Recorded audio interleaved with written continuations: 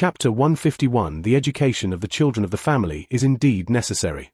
Liu Bei naturally didn't know Chen Zichuan's intentions, and continued to smile to greet the cookie. Hua Xiong's letter had already arrived in Liu Bei's hands, and Liu Xuande, who was naturally born as a commoner, could better understand the importance of food to the people of the world. Reaching out and helping Cookie out of the carriage, the treatment was almost the same as Jioshu and Li Yu, and what was surprising was that Cookie's performance was almost the same as that of the two, both bowed, calm and indifferent, without showing the slightest excitement. Chu Hanmu has seen Xuan Dagong. Without Jioshu, Li Ayu's indifference that was once in a high position, but the indifference relative to the family was vividly expressed at this moment. Chen Shi frowned, not for Cookies, but for Liu Bei's behavior, although it is also a good thing to be like a spring breeze, but this obviously depends on the target person. It is obvious that Cookie is a member of a family, and his background is definitely not low, and that kind of complete family education is fully expressed in the gift of Cookie and Liu Bei, and Cookie is definitely a direct descendant of their family. Is it the Chu family of Izhou? Chen Shi thought silently. His mental strength strengthened his thinking. He could remember too many details, and soon he combined the historical records of his previous life and the current situation to guess that the Chu family might really be the predecessor of the Chu family that established the Chu family regime hundreds of years later, a family that has been passed down from the Qin dynasty and has not been recognized. Or a low-key family that has inherited the lineage of 100 families. That is, this guy may be the head of the Chu family, and he is also the guy Shunnong in a certain statement, and at this time, only the head of the Chu family who did not leave his name was experimenting with new varieties in Chang'an. Chen Shi frowned and thought, this time it seems that a big fish has been caught. Even if there is a family to test the waters Liu Bei, it is impossible for a family to throw their head out directly, which is really funny. Of course, don't mention guys like Gan Ning, that's funny. Liu Bei asked Cookie a few questions, and as a result, Cookie changed his previous arrogance and answered neither humble nor arrogant, which made Hua Xiong, who was half dead by Cookie teased along the way, directly stunned. He was worried about Cookie offender 2 before, but he didn't expect the answer at this time to be so calm, and Hua Xiong couldn't help but wonder if he was being played by Cookie.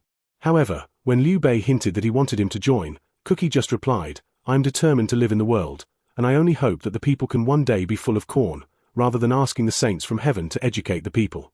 I still hope to rely on myself to let the people know etiquette and honor and disgrace, so I want to travel all over the world to spread my knowledge and ideas. Liu Bei was a little dumbfounded. The guy in front of him had a fever. Let the people of the world know how etiquette can be done. How many sages have struggled with this goal from ancient times to the present? Who did it as a result? It was like this. Chen Shi finally understood why such a character would circulate in such a small area, and he guessed that he died before spreading his wisdom. But it was reasonable to think about it. There were really not many characters who could travel around in ancient times who had not died, and there were really more wolves than people in this era. How could such a big ambition not be supported? Liu Bei immediately said that he was willing to support Cookie's research, money, food, land, etc. You can use it as a pilot to test the water first, and then promote it later. As for continuing to win over, Liu Bei didn't say it again. The posture is enough, let Cookie choose.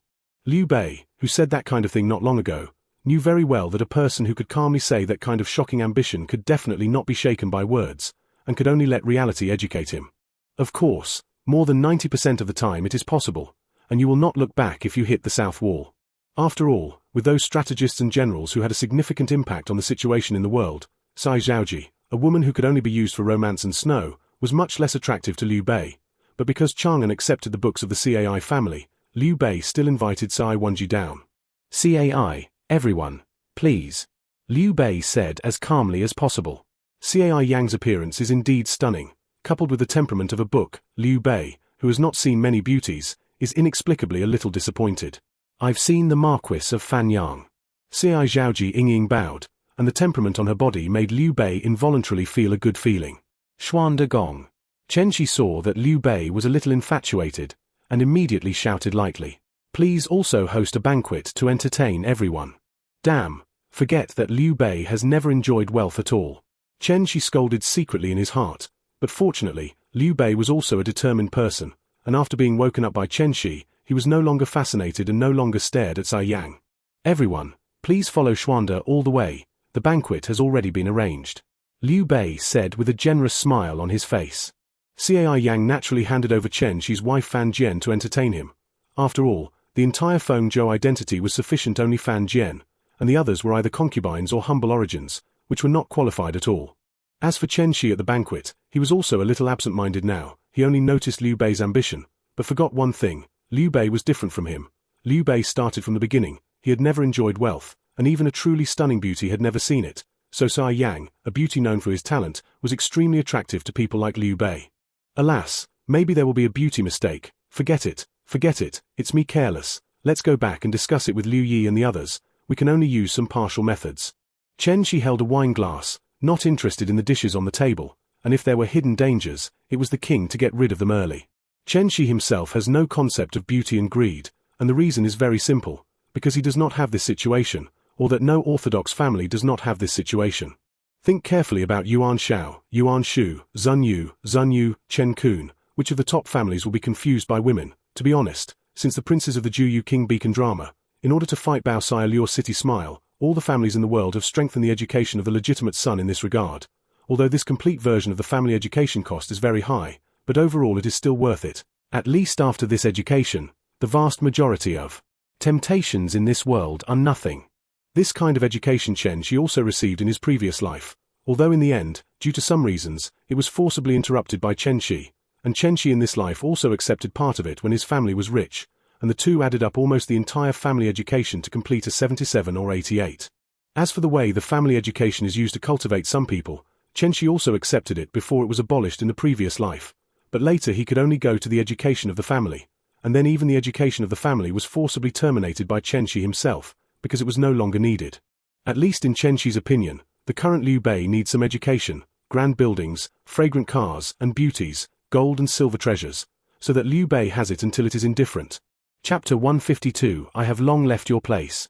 After the banquet, Chen Shi personally led his two friends to the residence prepared for the two of them, and Fan Jian led Zhe Yang to the house temporarily prepared for her. But Hua Xiong was left by Liu Bei, ready to ask what happened to Chang'an and his party. After all, this time Hua Xiong spent too much time in Yongju. When are you invited? Chen Shi smiled and made a gesture of invitation, and Jioshu and Li Yu walked in so casually without any scruples, as if the three of them were really old friends who hadn't seen each other for many years.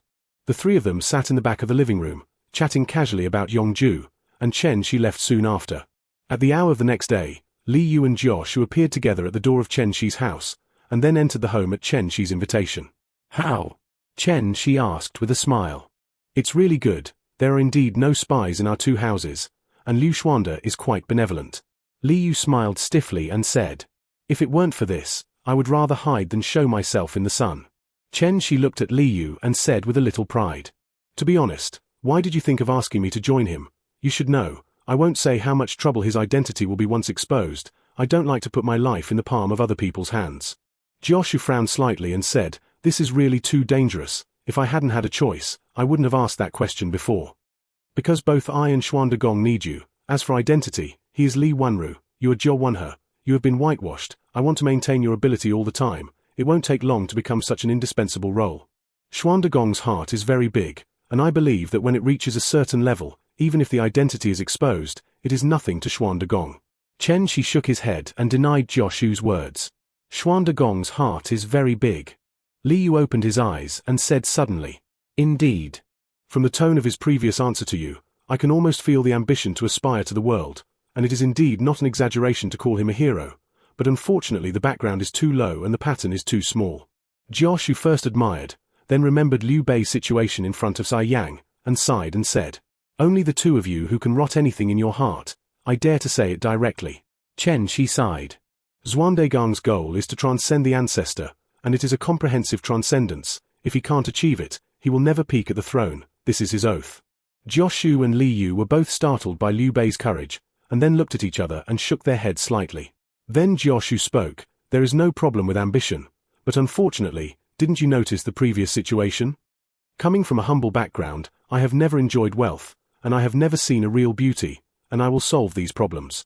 It's just that poison is used to fight poison. I can handle it. As for I have to bring you to Mount Tai, one is because you are too dangerous, and the other is because Xuande Gong needs you. Chen Shi waved his hand to indicate that these were not problems. The danger doesn't need to be explained. It's not your fault that you did things in Yongju. As for Xuande Gong needs you, it's true. To achieve the goal of Duke Xuande, it is impossible to achieve it with just one or two advisors, and you are the best candidate for the civil servants who have proven their abilities to the world. Since these things are fine, let's talk about other issues. What do you think about the current situation? Jioshu was very satisfied with Chen Shi's answer, but he still asked this question. As for Li Yu, after knowing what he should know, he began to close his eyes and recuperate. I don't think so, I develop mine. They mess with theirs. Chen Shi shook his head and said, he really didn't deliberately hit the attention of other princes, except for wanting to add to Cao Mengde when he wanted to free up his hand, but it was obvious that he didn't free up his hand now. If I hadn't known that you had defeated millions of yellow turbans, and that you had overwhelmed Jizhou at the right time, and governed the poor land of Mount Tai to be so prosperous, I would have doubted whether you Chen Zichuan was a person who deceived the world and stole fame. Jioshu said calmly. No way, the manpower is limited, so I can only choose one of them. Chen Shi said without changing his face, and I think that if I govern Qingju, the effect will be better, steadily widening the distance from others, safe and effective. Why should I choose another way?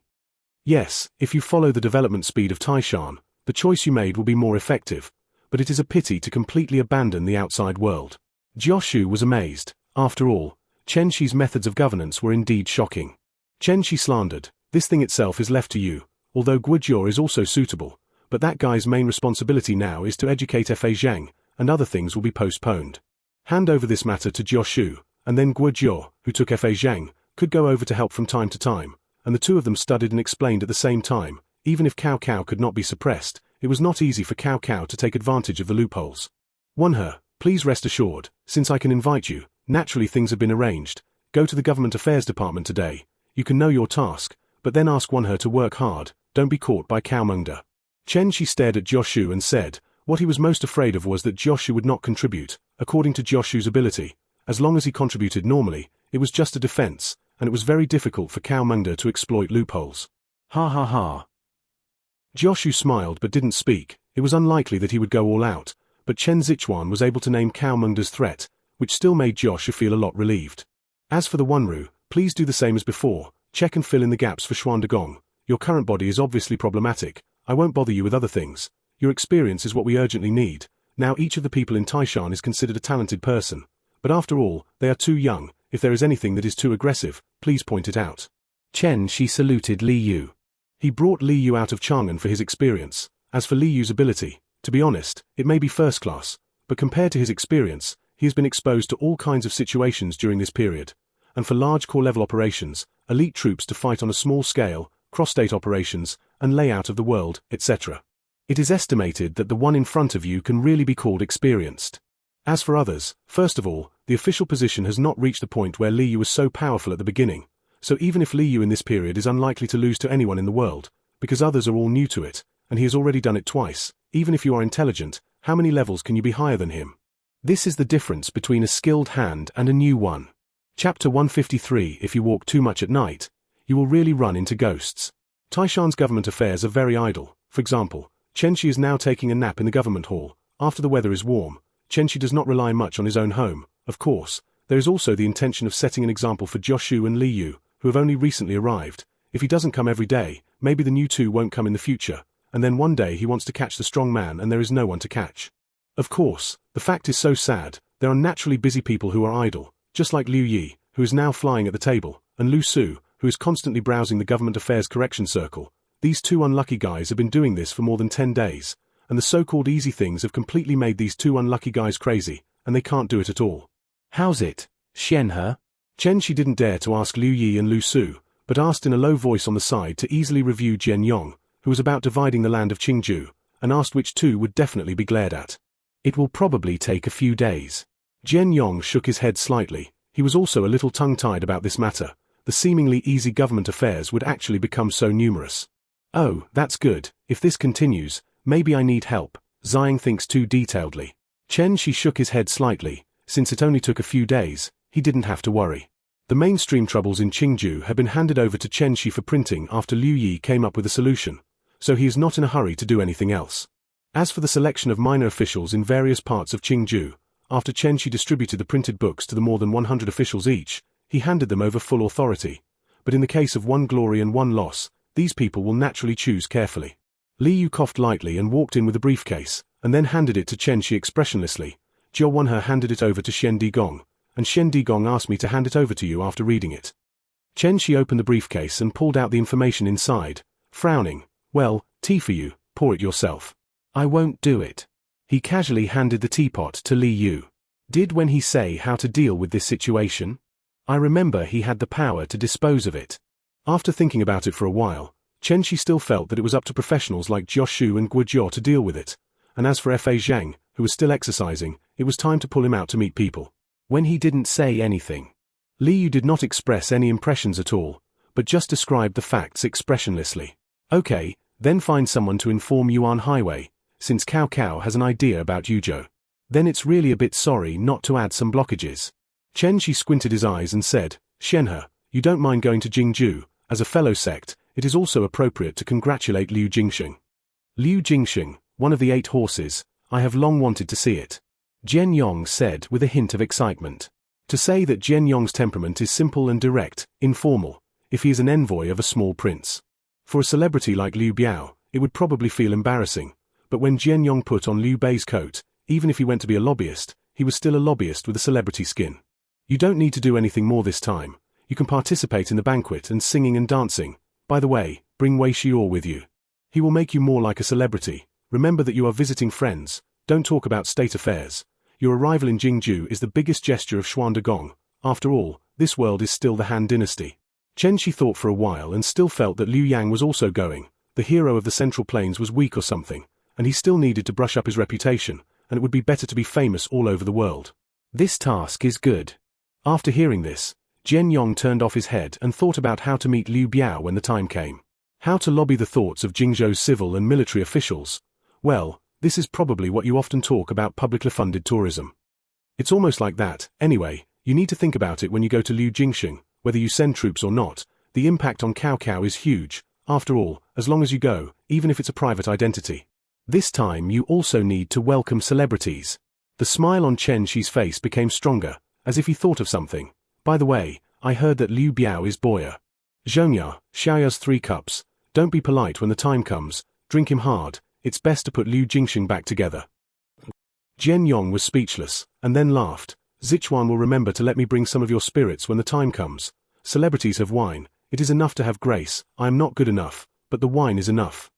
I won't forget this kind of thing, but don't really pour 3 glasses of Liu Jingxing like that. It will kill people.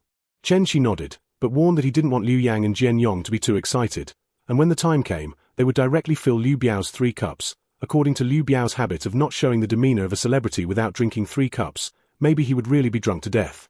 Wenru, tell Jiao Wenhe about my arrangements. The rest will be left to them. I'm still thinking about how to reasonably build a big house for Xuandagong, and the beauty concubine will fill the house. Do you have any good ideas?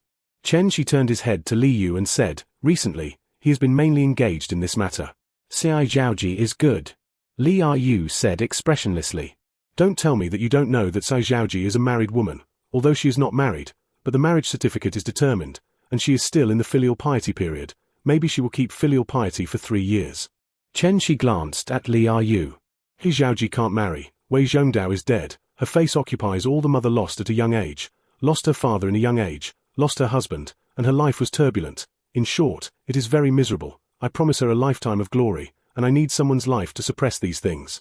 Li Yu didn't hide anything about Chen Shi. The 3 of them were grasshoppers on a rope.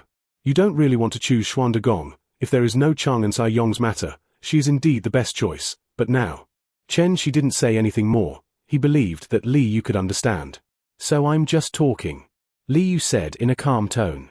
Chen Shi was almost choked to death by Li Yu's gentle tone, and after barely calming down, he looked at Li Yu and asked, how to do it? Give me a plan, you are good at this. Just let the princes know, they are not short of beauties, and it is appropriate to win them over. As for the interior, leave this matter to the businessman. Li Yu said expressionlessly. He didn't know how much he had done these things at the beginning. Okay, then leave this matter to you. I'll build a house, and I will let the people of the world understand what it means to be magnificent. Chen Shi habitually prepared to leave the burden to Li Yu. I'm leaving, you continue to do your thing. Li Yoli ignored Chen Shi and turned around and left very calmly. Chen Shi was a little dumbfounded, the first time he met such a bad guy, and after thinking about it again, he said. Seemingly. It seems that Jioshu borrowed Liu Bei's hand to skim what he was going to do on him, and after walking more at night, he finally ran into a ghost, and these 2 bastards looked like old pimps at first glance. How did I fall for it? Jioshu really can't handle these things? It's miserable. Sure enough, it didn't take long for Liu Bei's order to come down. asking Chen Shi to think more about the situation in Yangzhou in addition to government affairs, and also asked Chen Shi to pay more attention to the situation in Qingzhou and Jizhou. After all, Zhao Yun and Tai Shizhi of Liqing had already opened their jaws and Zhou Lan on the opposite side, and the last time Chen Shi did what he did had made Jizhou close to Qingzhou enter martial law. Chapter 154: A Bet on the War in the North. Chen Shi is too idle. Many people see Chen Shi who is leisurely every day and feels like this, so Liu Bei can only suppress Chen Shi for the harmony of his civil servants. Don't let him go too far. Haven't you seen that Lu Su and Liu Yi have been working crazy day and night for more than 10 days? And Chen Shi sits opposite and drinks tea every day. Isn't this causing internal conflicts? Wenru, why do you think Sichuan is so lazy? Liu Bei asked Li Yu a little depressedly. Human nature. Li Yu's tone was always calm. Then why are Zijing and Xiang so diligent? Liu Bei asked, hiding outside the government office. Because they haven't finished handling government affairs. Li Yu's uneven tone made Liu Bei's depression rise a lot, and the answer choked Liu Bei. Then why can Sichuan's government affairs always be handled? Liu Bei became even more curious. Li Yu stood behind Liu Bei and said indifferently, because the vast majority of government affairs, even before they appeared, Chen Sichuan had thought about them in his heart, so when the government affairs were in his hands, he could deal with them directly. Li Yu looked at the level and didn't care at all about Liu Bei squatting at the door of the government hall and carefully peeking inside. However, this kind of words have no impact on Li Yu, who has almost seen through the world and can become a Buddha now. What does the ruler look like? If you go to find one, isn't everyone bragging? Looks like the owner. According to some sayings, it is more likely. Isn't the template of the main image blown out? For example, isn't Liu Xuande, who is now spying outside the wall, the famous hero of the Central Plains? Can you believe this situation now? It makes sense. Sichuan does things like this, and he likes to plan for a rainy day the most. Liu Bei said without raising his head. Wenru, let's walk around and see where there are still problems in Fenggao. Li Yu turned his head and nodded at Xu Chu. For this kind of fierce general who knew at a glance that he was an honest fierce general, all the civil officials liked it very much. Especially after confirming that Xu Chu's IQ is really average, Li Yu prefers to take him with him. Xu Chu shook the flesh on his body, then scratched his head and followed behind the two of them. He always felt that Li Yu had a hint of danger flashing from time to time. Chen Shi was still frantically studying in the government affairs hall how to spend the least amount of time to get Jizhou and Yangzhou, the most accurate situation in Yuzhou. Current affairs and politics is really not the type that Chen Shi likes. After all, he really hates these things. Because you need to pay attention to the situation in the world all the time. This kind of thing is too wasted of time for Chen Shi. Chen Shi threw himself directly on the table, and this time even Lu Su and Liu Yi, who had never asked about the world, raised their heads and looked at Chen Shi, who hit his head on the table. Sichuan, what's wrong? Lu Su hesitated for a moment and asked, after all, this guy can be regarded as a gentleman. Although he was molested by Chen Shi many times, he would still unconsciously reach out to help when necessary, and he didn't mind that he had been pitted many times. Zijing, let's change jobs. I'll help you solve Qingzhou government affairs, and you can help me pay attention to the situation in Jizhou, Yangzhou, and Yuzhou. Chen Shi looked at Lu Su with a hopeful face. Xiang, let's continue. Lu Su lowered his head and continued to work, and then let Chen Shi make no matter how big the movement was, as if he hadn't heard it.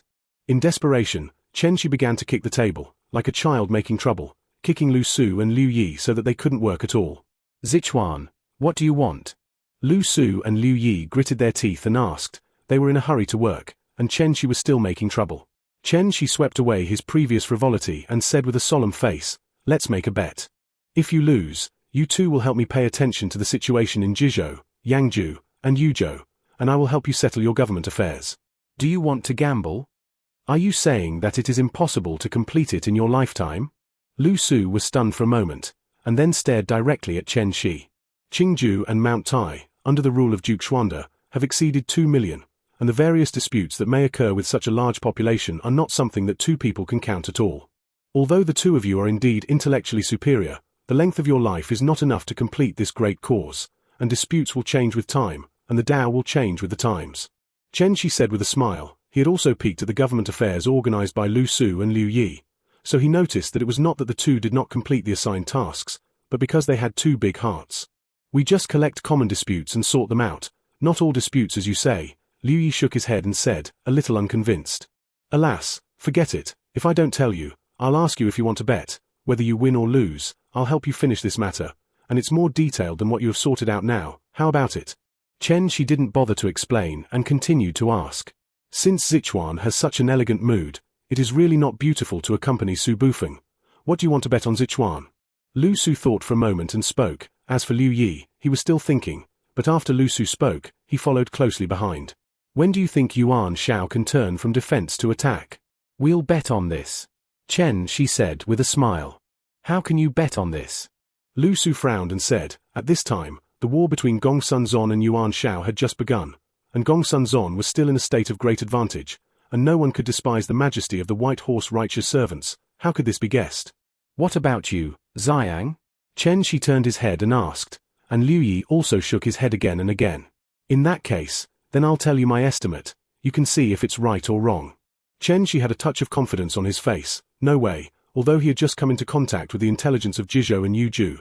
But just now, he saw the battle about the boundary bridge, which shocked Chen Shi a little, but he didn't expect to drag it and finally dragged it to the battle of the boundary bridge. Later, combined with other information, it was a complete understanding of what the situation was now. Although Yuan Shao's troops northward into Yuju were not as much as Gongsun Zon, but they were not much less, and there was a big difference from the comparison between the enemy and ourselves in the Battle of the Boundary Bridge in history.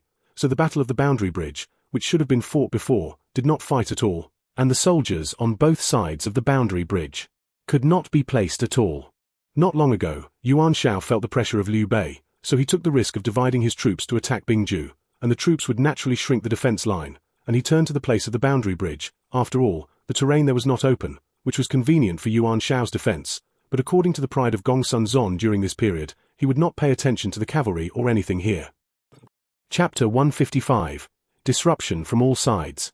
Gongsun Zon naturally couldn't imagine that he would fight to the death in front, and his younger brother, who was nominally his younger brother, had already begun to use his future as a bet to bet on some boring things, and I don't know what Gongsun Zon would think if he found out about it. But even if Gongsun Zon knew about this matter, he could only laugh it off. During the spring and autumn period, there were still people who gambled on the situation of the world for a glass of wine. What is this? Besides, he didn't think he would fail at all, just like Yuan Shao didn't think he would win at all. Yes. Lu Su thought about it and was sure that he was really not sure when Gongsun Zon would turn from defense to offense, so he hugged Chen Shi to help the two of them solve government affairs. As for other things, let him go. Anyway, according to Chen Shi's consistent mentality, when the time comes, this kind of time-wasting, but not difficult task needs to fall on him.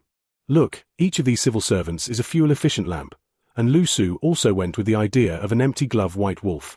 For Gongsun Zon, when Lu Su was collecting information before, he deliberately studied it, and finally he could only look at the sky speechlessly. The proper King Zhao Wuling, when he met the role of Yuan Shao, he might be able to do something for a while, but after a long time, it was definitely uncertain, coupled with the fact that the military general was not good at civil affairs, and sometimes he would rather bend than bend. And Lu Su had already seen Gongsun Zon's failure. In that case, I bet that General Gongsun was defeated at the boundary bridge this time, and the White Horse righteousness was wiped out from the whole army. Chen Shi said coldly. How is this possible?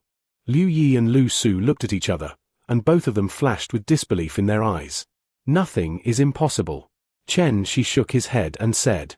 After coming to this world for so long, Chen Shi summed up a general law. The situation in this world is like he is playing some games. His character is controlling the speed of the plot, the changes in the plot. He can prevent certain things from happening. He can constantly leverage some general trends, but when certain historical events are triggered, if he does not intervene strongly, history will slide in the direction he knows, which refers to the known ending and the similarity of the process.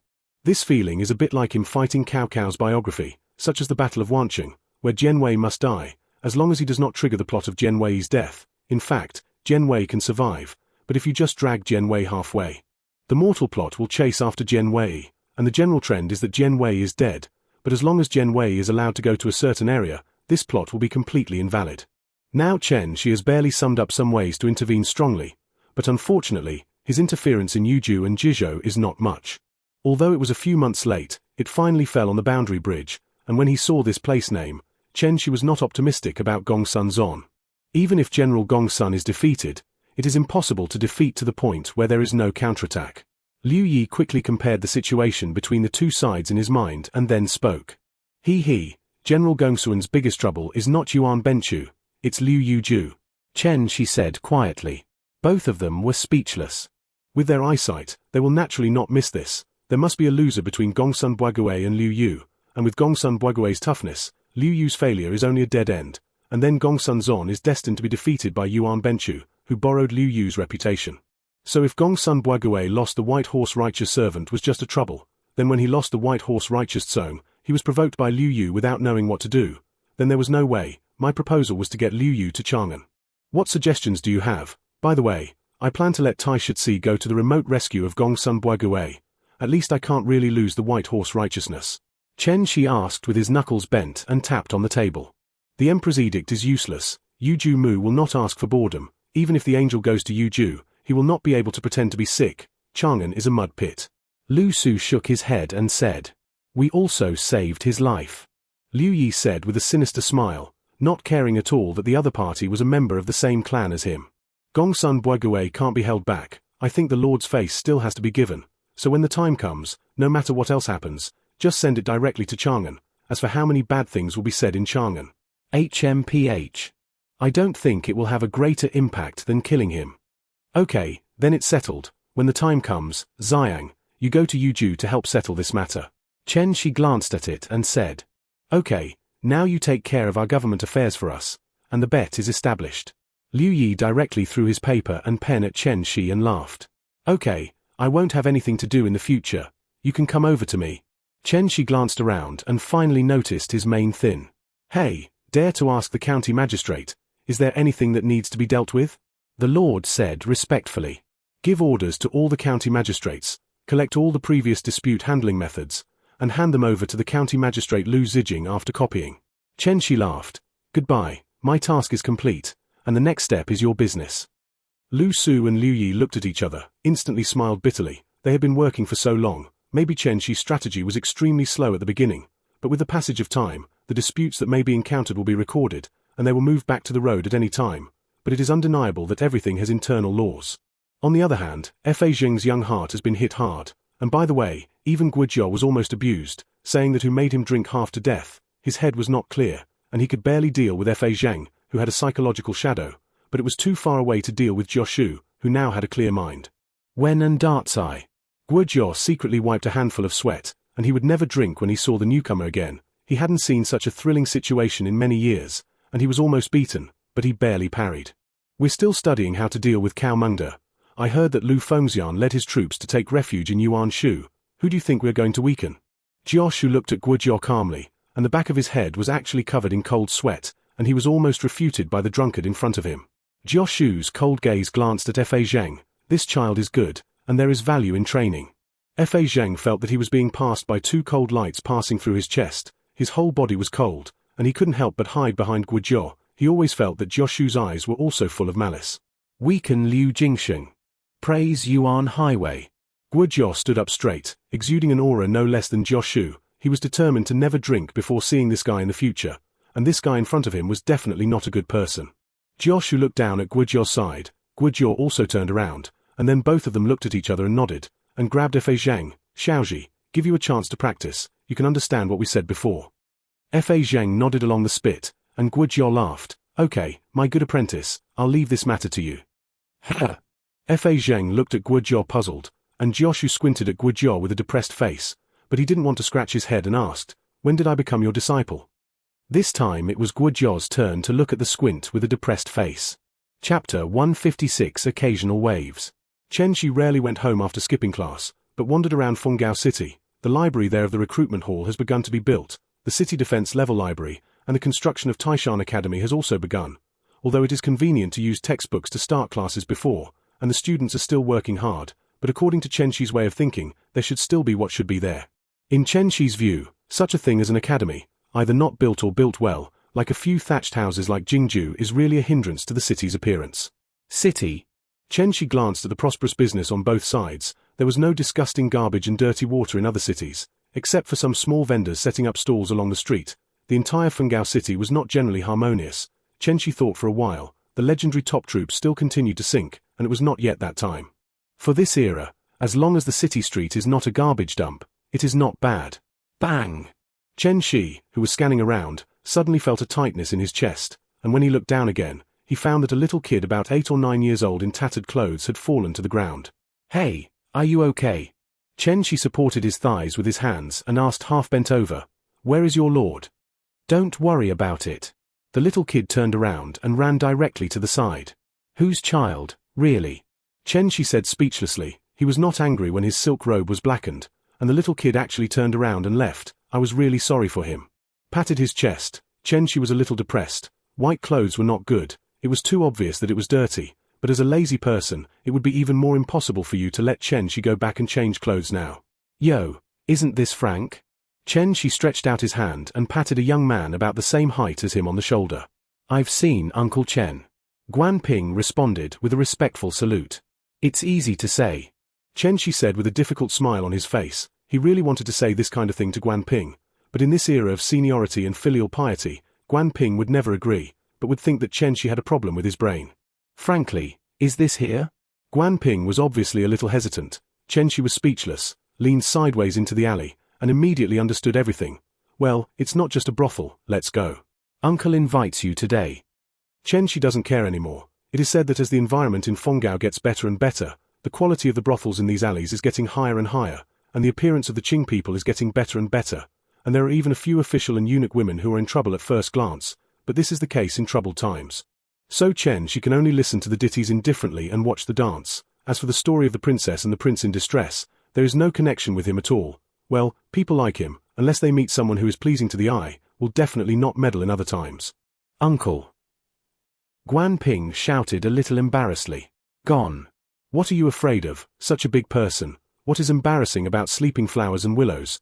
Which one do you like, uncle, please you? Chen Shi said nonchalantly. The discipline or something has flown away, saying that every time he walks to such a place, Chen Shi's integrity will automatically fall off. Hey, uncle. Uncle. Guan Ping was dumbfounded.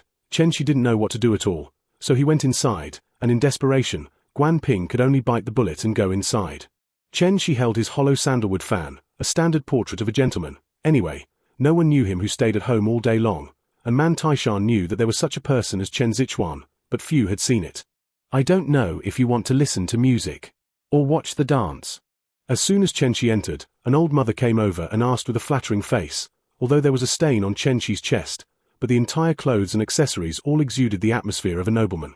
In other words, no matter how poor Mount Tai is, a person with a face like Chen Shi will not wear the same clothes as a beggar, and in the current term, Chen whose face is also wanted.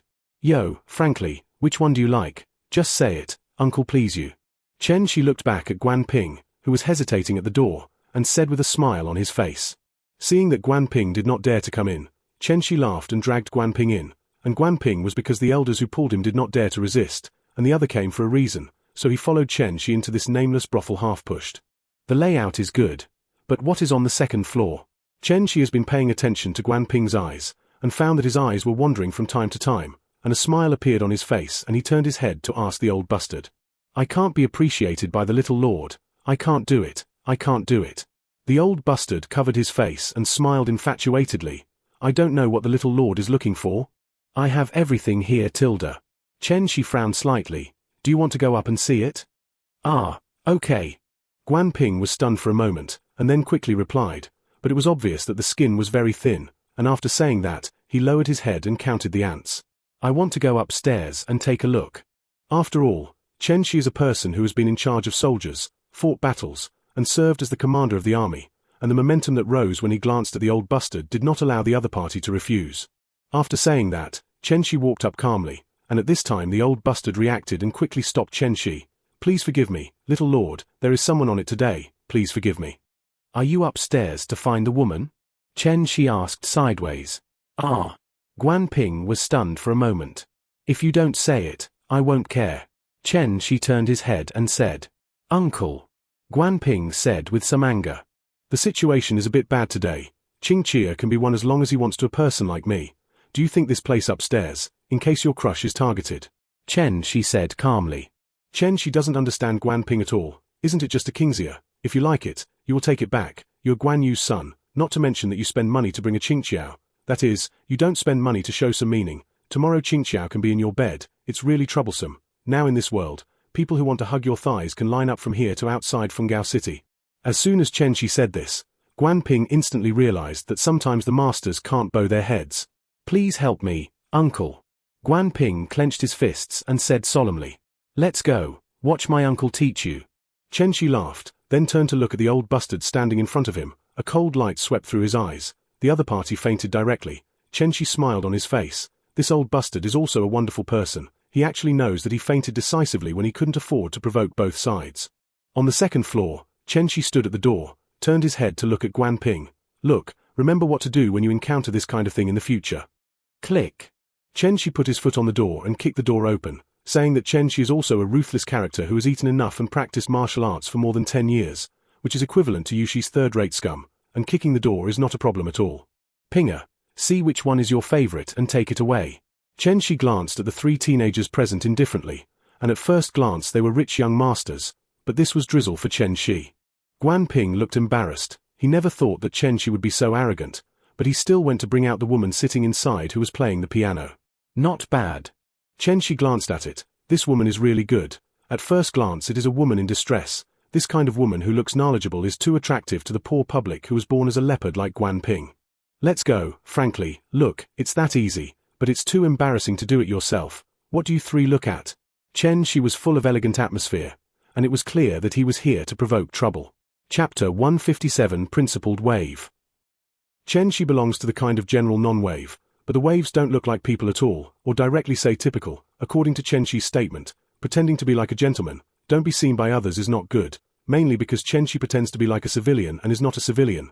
No one will think about Chen Shi to vent the psychological pressure. And it will not arouse public anger because of some people's deliberate design. As for the grievances of the wealthy, what is it? Chen Shi said that he was not afraid of things at all. The three rich sons on the opposite side didn't react when Chen Shi kicked the door, but Guan Ping came in and took his girl away. What is this? This can be tolerated. Stop me. A young man in a pale yellow silk robe slapped the table and stood up directly. You actually dare to rob me?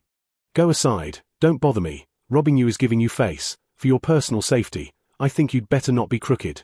Chen Shi casually glanced at the boy opposite, then turned on the wooden folding fan and slapped it twice.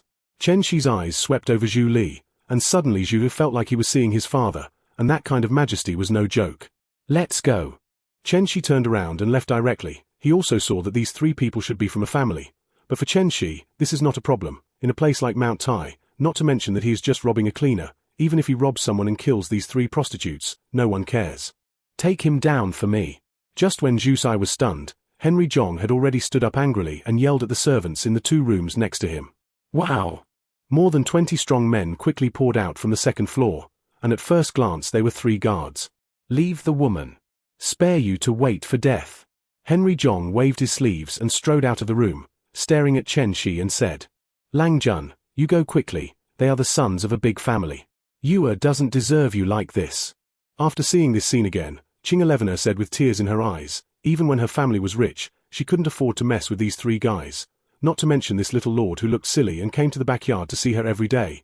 As for Chen Shi standing on the side, in Qing Chia's eyes, he was directly a gentleman who didn't know the height of the sky. Frankly, it's over to you. You can beat these people. Chen Shi opened the folding fan to cover the lower half of his face and asked with a smile, without the panic, as Henry thought at all. Uncle. Guan Ping smiled bitterly, but he didn't have much fear. Yu Niang, step back, just a group of servants. HMH, just a group of servants? Give it to me and let this kid understand who can't be offended. Henry Zhong said angrily.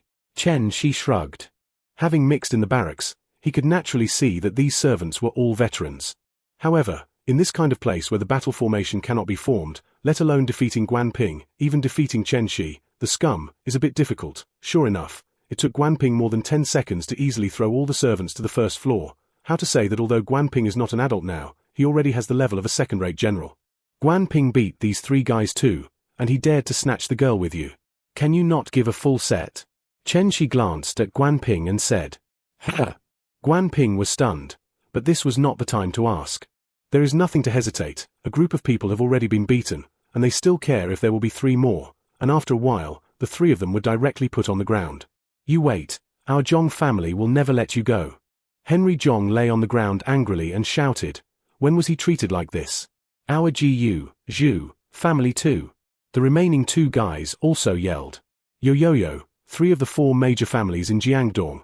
Do you still plan not to let me go? Chen Shi sneered and swept over the 3 of them, and in an instant, the 3 of them felt a chill all over their bodies. None of your 3 family heads have the courage to speak like this in front of me, just the 3 of you. Chen Shi slowly squatted down and stared at Henry. You can try it and see if I can force your 3 families to be powerless. By the way, brother robbing you is looking up to you. Don't make brother unhappy, otherwise I don't mind evaporating you. Chen Shi's calm tone was stunned to make the 3 of them break out in a cold sweat, and dared to say this blatantly, either a madman or an iron plate, and the person in front of him would not be a madman no matter how you look at it. Well, go to Tanji, turn around and give these 3 families a little color. The 3 stupid families who have been nested in Jiangdong for so many years and have long known the situation in the Central Plains, actually want to give us color. Chen Shi stood up and said in surprise. Chen Shi is not despising the 3 Jiangdong families, but directly despising all the families in Jiangdong. The Jiangdong family has a problem with a collective vision, and all the families are too small, and the separatist is weak. Even Lu Su has no courage after going to Jiangdong. I don't know if the vision will determine the final height. Although Chen Shi of the Central Plains family is not used to it, these families at least need to admit that the goal of all the families in Yingchuan is to dominate the world and expand the territory, and none of them have the ultimate goal of separatism.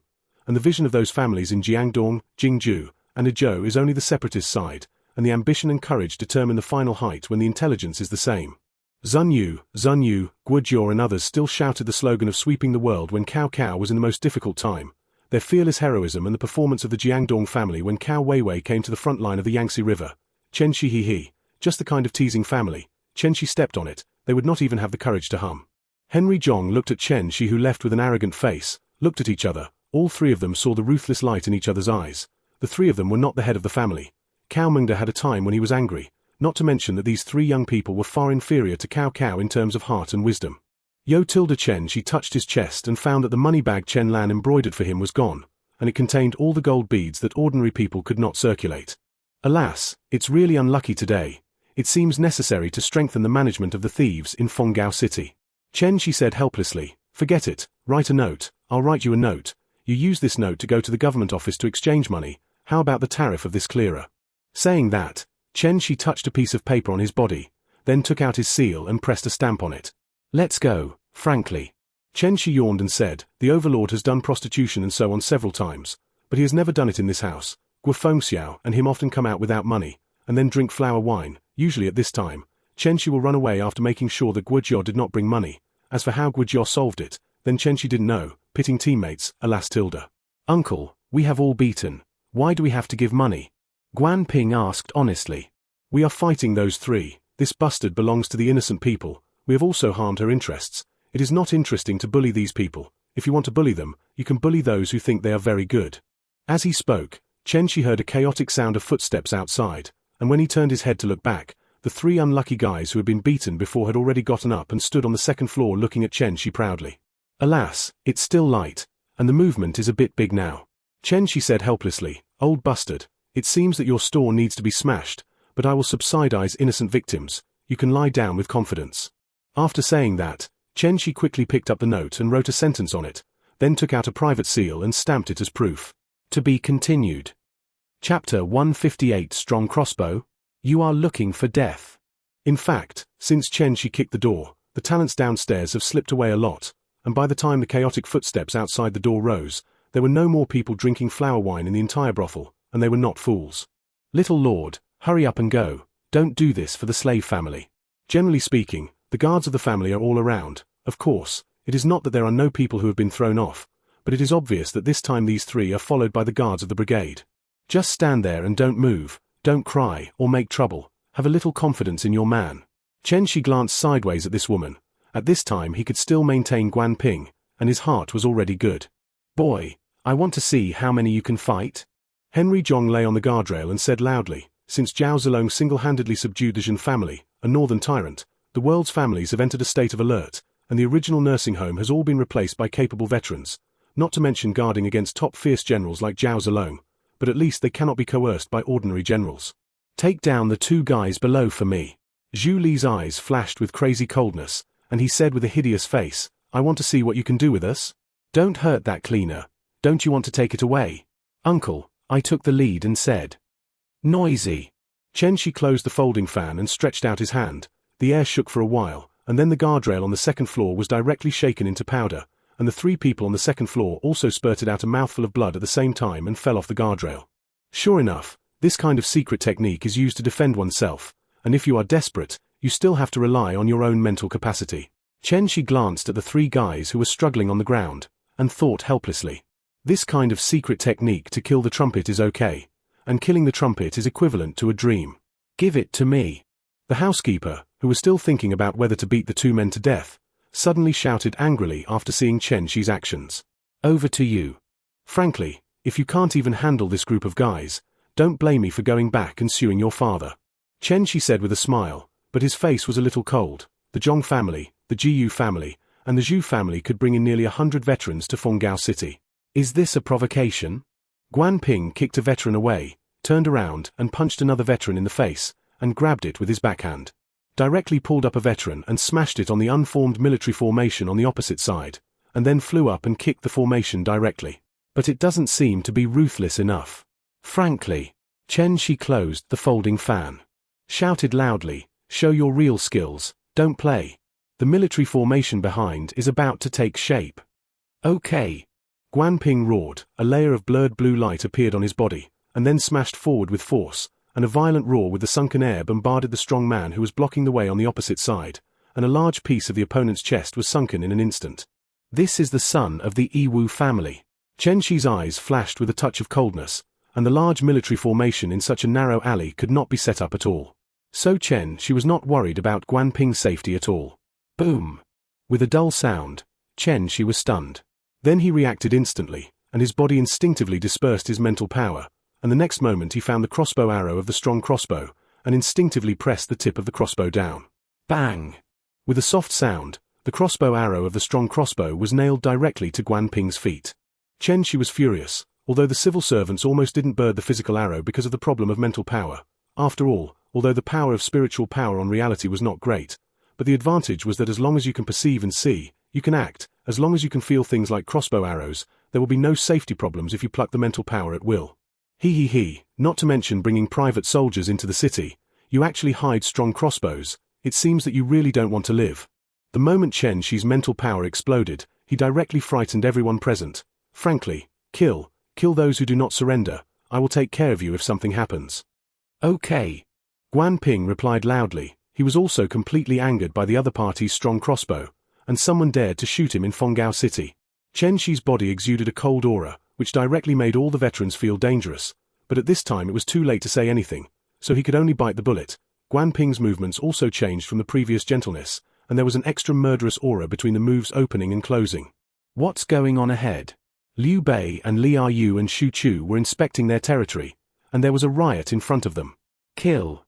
Not long after Liu Bei spoke, just as he was about to ask, a loud roar came from ahead. Kill. Liu Bei was stunned for a moment, and then he was furious, killing people on his territory, and whether he was taken seriously. Zhongkang, give me the people in front of you and take down all the people inside. Liu Bei was furious, and the good mood of seeing the prosperous Fengyao new city before was all destroyed by this sentence of murder.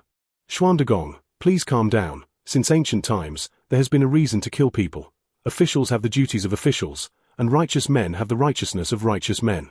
Li Yu said calmly, for killing, especially killing people on the street, it is basically impossible to have no reason, so in his opinion, Liu Bei is a little wrong. Liu Bei was stunned, and then remembered Guan Yu's situation, and nodded. The law is just a favor, and look at what you are saying. Zhongkang will go and take down the other party. Get out of the way. Xu Zhongkang is coming.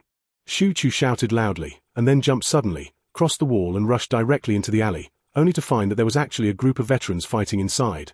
So he gathered his strength and crashed all the way, knocking all the dozens of veterans who were still standing to the ground in just a few seconds. Ha ha. Xu Chu looked at Guan Ping, who was covered in blood, a little dumbfounded. As Liu Bei's only nephew, how could Xu Chu not know him? Zhongkang, drag out those three of you. Arrest all these servants. I will bring this. Chen Shi struggled to pull out the crossbow arrow stuck in the bluestone and held it in his hand. Go, frankly, take your woman and go to see Xuandagong. Uncle, I'm going to. Like this, Guan Ping said with some fear. What are you afraid of? Isn't it just killing a few people? I crushed at least tens of thousands of people to death in Qingju. Chen Shi sneered and said, whether it is a thief or the three families in Jiangdong today, this matter has reminded Chen Shi, and there is one more thing that has not been done. Zhongkang, tell that old mother and ask her to register with the county magistrate, and I will compensate for smashing his store. And keep an eye on this group of bastards. Jiangdong Sanjia, Chen Shi's eyes flashed with a cold light, and he used a strong crossbow in the city, and he was really looking for death. Frankly, Liu Bei was startled when he saw Guan Ping, who was covered in blood, appear in front of him. I'm not hurt. Why did you fight with someone like this? What's the situation? Liu Bei hurriedly touched Guan Ping's body, and breathed a sigh of relief after making sure that he was not injured. Chapter 159 changed the household registration system to try it. Seeing that Guan Ping was fine, Liu Bei suddenly had a straight face. Tell me what's going on. I actually started fighting with someone. Xuandagong, don't blame Tanji. It's thanks to him today. Otherwise hundreds of Jiangdong soldiers would have entered Fengyao without anyone noticing, and they would have dared to bring this thing in. Just when Liu Bei asked Guan Ping, Chen Shi also walked out of the alley, said with cold eyes, and then skimmed the crossbow arrow to Liu Bei. Strong crossbow.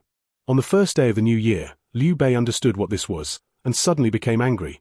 Wenru ordered Yun Chang, Yi De, to block the 4 gates, find out what the origin of this group of assassins is, and the relevant people cannot be let go. This matter is so characterized, and then the 3 families of Jiangdong can't overturn the case no matter how much they make trouble. At most these 3 people spend money to redeem them, saying that you are an assassin, no matter how much you make trouble, you can only be an assassin with a strong crossbow. In this era, Zhu Yafu hid more than 100 pieces of armor and was exterminated, although there are also some reasons why Zhu Yafu doesn't know how to count, but this strong crossbow and armor are also a reason. Soon, Shu Chu smashed down from the sky with a person, and then looked at the strong crossbow that had been dismantled into parts. Chen Shi had to give a thumbs up, worthy of being a professional, and caught the prisoner so quickly. All go to jail and wait for interrogation. Liu Bei said with a cold face, someone really brought in a strong crossbow. What is this trying to do? You Jiangdong 3 families are looking for death. As long as no one finds out about your private hiding, no one will definitely care about it according to the current form of the world. But what are you trying to do now? Yo, who is this? Liu Bei asked curiously. The other party's temperament is very similar to that of a young lady, but it is obvious that there is something wrong with dressing. Tanji's concubine. Chen Shi yawned and said, No. It's not. Guan Ping stammered. What are you afraid of? Isn't it just a concubine? My uncle will harm you. Liu Bei patted Guan Ping on the shoulder. Don't worry, just based on what you did today, your father won't say anything about you. Teenager, just like Chen Shi said, rushing to the crown and being angry for a red face. What are you afraid of? Stand up straight. My Liu Bei's nephew will not be afraid of things. Your elders will also help you carry the big things. Guan Ping's cheeks turned red and nodded repeatedly, like a chick pecking at rice. And Qing Qiaoer, who was previously called Yue, was like turning the river and the sea in his heart. Su Yu never thought that this honest young man who had been coming to see him recently would actually be Liu Xuanda's nephew. Who is Liu Xuanda? Su Yu didn't know until she was trafficked. After settling in Mount Tai, the title of Liu Xuanda, the Lord of the Central Plains, almost overflowed with ears, coupled with all kinds of rumors that may or may not exist. Su Yu knew too well the strength of the benevolent elder in front of him. Just like the overlord in the history of the spring and autumn period that I saw at home before, this kind of person's nephew, not to mention that she has now lived in the land of fireworks, even when she was a young lady of the official eunuch before, she was far from worthy. The slave Su Yu has seen the Marquis of Fanyang Pavilion. Su Yuing bowed. Get up. Liu Bei said gently, frankly, your eyesight is good, okay, take her back. Your father's uncle will go and tell you about it. Guan Ping was overjoyed. He wandered around here all day long because he was worried that his father would not agree. Otherwise, he would have been taken back long ago, even if Guan Ping was dull, but he was not stupid. As Chen Shi said before, as long as he showed a little meaning, the next day this woman could be in his bed, but if he did that, Guan Yu would beat Guan Ping half to death. But in this form today, Guan Ping is very glad that he went in, and then everything was solved. He felt that although his Uncle Chen was sometimes a little unreliable, he was still quite powerful. Go, you can't play well in front of you. Don't be too restrained, go by yourself. Liu Bei waved and signaled that Guan Ping could slip away, and he didn't have to continue to pretend to be a child in front of him. As for Zichuan, what's going on with you? This is new Lu. Liu Bei asked curiously, and then seemed to remember something, and looked at Chen Shi a little depressedly. What's the matter with you and Feng Xiao? Obviously I have found a lot of singers for you. Why are you still nostalgic for this kind of place? I have heard Benning say many times. You two have done overlord prostitution and were caught, and now you haven't completed government affairs. Chen Shi was a little embarrassed, skipping work and being arrested by his boss, and he was still at the door of the brothel, talking about overlord prostitution. This style is really low enough. I came to investigate the people's sentiments, but I happened to see Tanji peeking here, so I took him in, but this kind of thing happened later. Chen Shi reluctantly said a reason. Forget it, Xuandagong, let's talk as we go. The government affairs handed over to me before are not a big deal for me. But today's matter has made me notice some problems. We need to divide several positions under Xuandagong's government office to deal with Qingju and Taishan affairs. Chen Shi said as he moved forward, and soon disappeared on the road with Liu Bei. Chen Shi talked all the way. Liu Bei was stunned when he listened, and even Li Yu on the side had a kind of admiration for the ruling system that Chen Shi was going to use and the household registration system he was ready to use. At least with his many years of experience, he was stunned to hear no loopholes, and Chen Zichuan's words were indeed correct.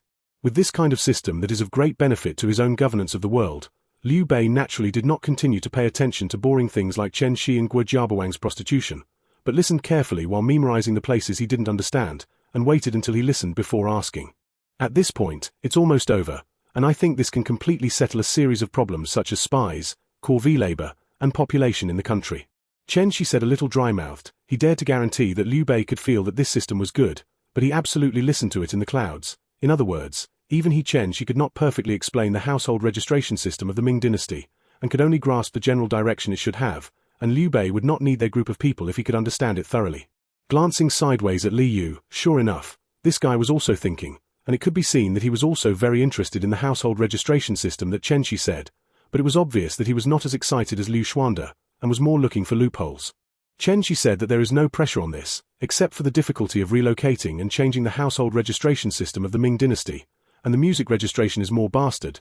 There is no big problem in killing the modern household registration system, let alone the end of the Eastern Han dynasty 1,800 years ago.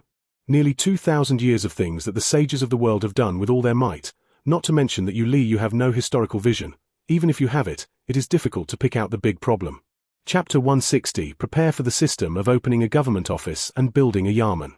Li Yu can guarantee that he has not come into contact with a system similar to this household registration system. At least he has not found a loophole in the past all the way. You must know that when he was in Luoyang, he was a figure in the world's power and conspiracy, and he saw everything that should be seen, and Li Yu can only praise the system that Chen Shi has come up with now, which far exceeds the current system.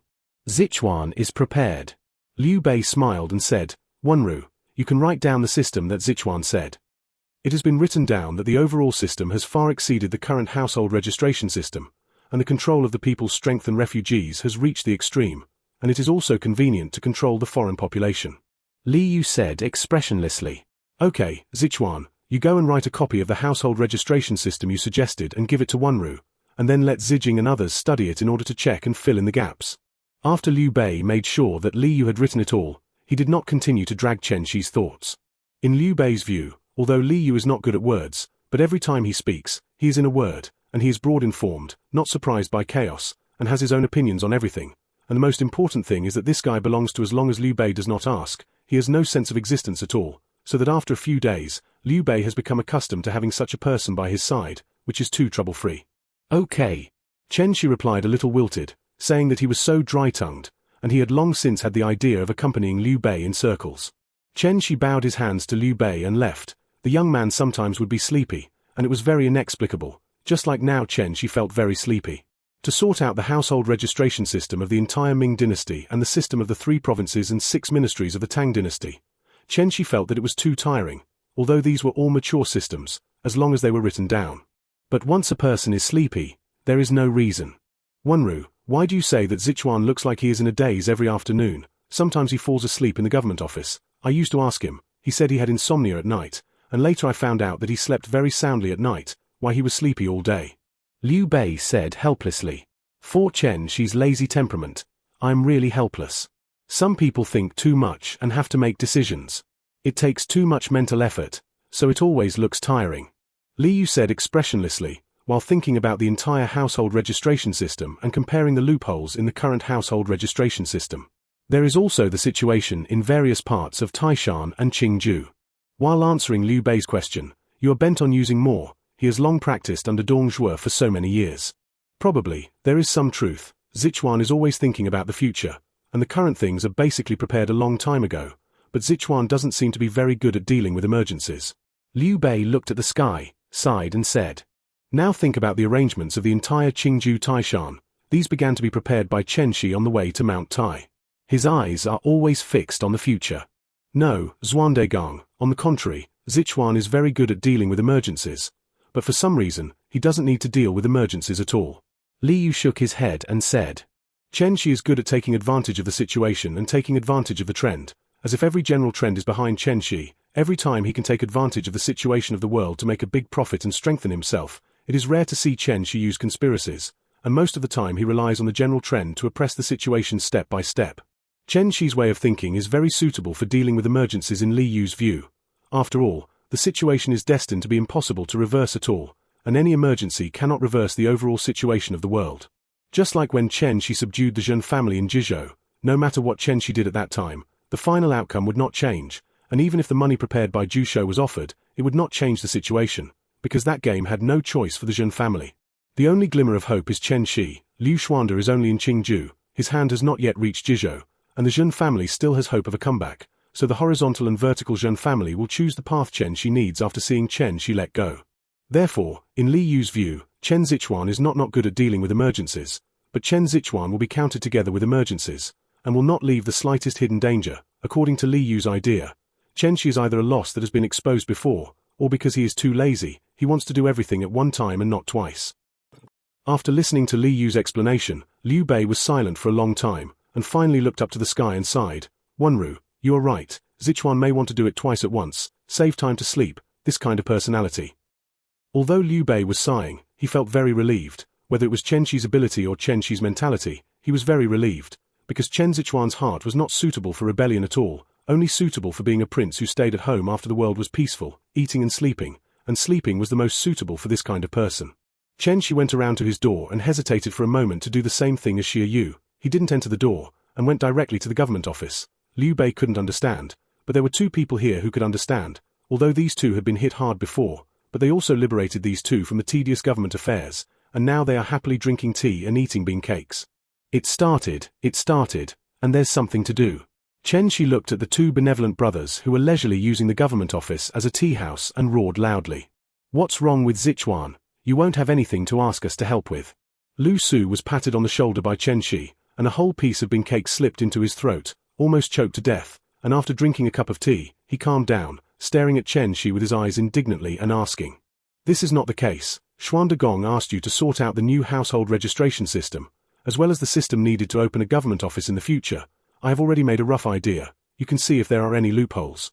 Chen Shi shook his head without changing his face and said, After all, Liu Bei is already the Marquis of Ting, the General of Zhendong, the Governor of Qingju, and the Han clan relatives. So Liu Xie also approved Liu Bei's idea of opening a government and building a yamen, so it is not wrong to prepare a new ruling system for this. In that case, Zichuan, please tell me. Lu Su and Liu Yi sighed. The two of them knew very well that Chen Shi was definitely here to share his task with the two of them. But as far as Chen Shi's habits were concerned, the two of them couldn't run away at all, since the reality couldn't be changed. Then don't struggle, obediently enjoy the hardship. To be continued. Chapter 161 Household Registration and Land and Agricultural Tax. Chen Shi didn't think about other household registration systems, but after thinking about it, the final eye still fell on the household registration system of the Ming dynasty. After all, this system can be regarded as the most perfect system since ancient times to the present, although there are many discordant places in it. But it is undeniable that the household registration system of the Ming dynasty has great benefits for taxation, population management, and corvée labor. Whether it is the household registration equivalent to the household registration book in the 21st century, or the method of household registration division and management is too advanced. First of all, this household post not only indicates the name and place of origin of a family, but also indicates the property. The property written on the household post is socially recognized, protected by law, not written. Then I'm sorry, I can't prove it if I steal, so this thing is still very useful. Another division of household registration, mainly divided into civil registration, military registration, craftsman registration, respectively managed by the Ministry of Household Affairs, the Ministry of War, and the Ministry of Works. These places of origin do not affect the officials. As long as you have the ability to be an official, this household registration is mainly used to distinguish, plus in ancient times, it was generally the son inheriting the father's business, so this kind of bound household registration generally has little impact. At most let a group of ideal guys decisively face reality, and according to the inertia of the son inheriting the father's business in this era, most of the elders of this household registration are very happy. Next is the Lijia system that comes with the civil registration, which organizes 110 households into a li, and the 10 households that are best at farming are the village chiefs, and then the remaining 100 households are averaged into 10 households. In this way, when corvée labor is needed every year, a village is carrying ahead of the armor and the people who want to go out of the 10 households to bear the corvée labor. Each class is responsible for 1 year, and everyone is in line. It's called ranking year. In this way, 90% of the people no longer have to be disturbed every year, protecting rural agricultural production and normal order. Of course, more importantly, because corvée labor is discharged by year. Therefore, the people will spontaneously stare at themselves to see if there is anyone in this place who wants to slip away, because the person who has served corvée labor is equivalent to serving corvée labor to everyone in the village that year. And then if you want to escape corvée labor that year, you must first ask those people before if they are willing. As for the end of a year, you can recompile it, and by the way, take the census, and then calculate the population structure if you are in the mood.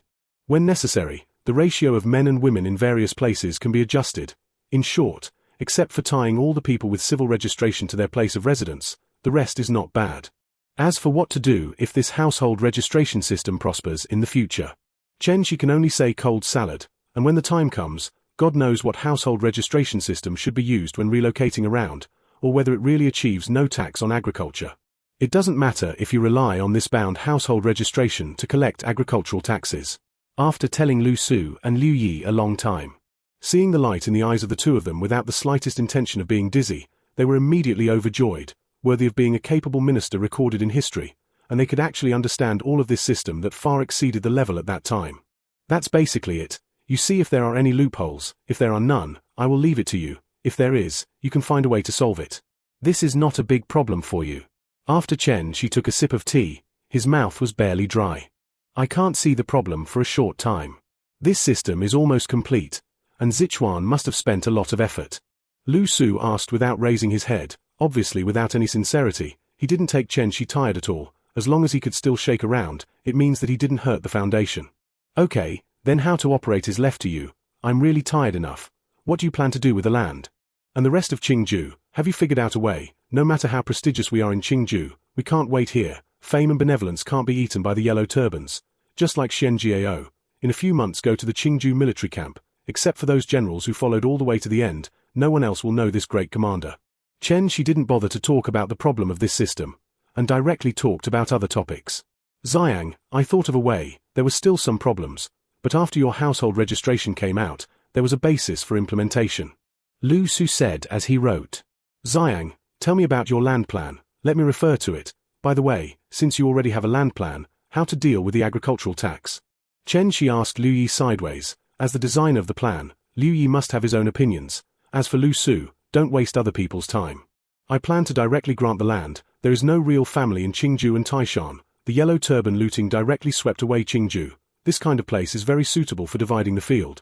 So the easiest way is to divide the field, but I do not recommend dividing the land according to households or individuals. Liu Yi said without thinking about it. Originally, this method had a huge loophole, but Sichuan's Lijia system can fill this problem. I plan to divide the fields according to Lijia. How many fields are divided into each mile first, according to different places? The land is different, and it will be different when it falls to each village, as the village head and then distribute it to each jiao, and then the jiao head is distributed to each household. Liu Yi said calmly. This kind of plan.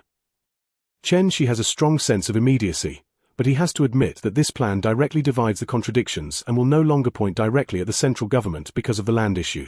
As for how to be fair, it has nothing to do with me. I guarantee fairness at the top. The state and county ensure fairness at the middle level, and the county guarantees fairness at the end. There may be problems, but compared to the system I think is much better.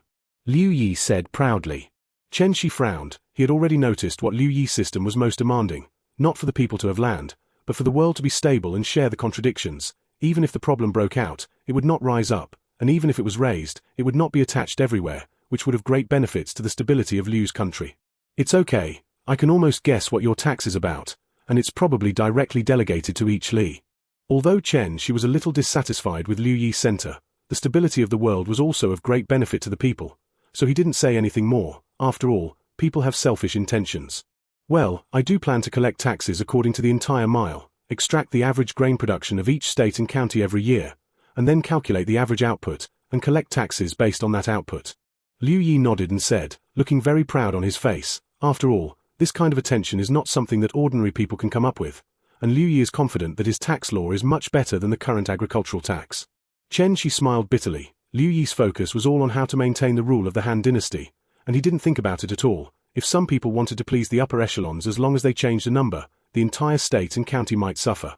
To be continued. P.S. Ask for tickets. By the way, ask for a 24-hour subscription, and now it is still mixed in the 7th place on the homepage of the new list. Don't let me go down. It is said that I am going to leave the 10th position behind me, and I feel that my position is a little unstable. Chapter 162 Liu Yi's New Bookkeeping Method. What if someone wants to cater to the emperor, change 1 or 2 numbers, or just choose the best place? In this case, sometimes copying the wrong data is enough to make all the people in the state finished. The annual scenery is divided into normal years and disaster years. As for the harvest year, the average of the grain production in the last normal year is the output value of this normal year, and the average of the first 2 average years in the 3rd normal year, and so on. Liu Yi is not unaware of the disadvantages of this method. A character like him who diverges his thinking will definitely choose from multiple angles. At least he cannot leave serious loopholes, so although this way of taking the average of the world is troublesome, it is better than stability. I just said you shouldn't make such a big mistake. Chen Shi breathed a sigh of relief. Like this way of taking the average value of the world, unless everyone in the world goes crazy together, it is impossible to have too many problems with the data. A single account is enough. Liu Yi nodded without arrogance or impatience, and said very confidently, "Okay."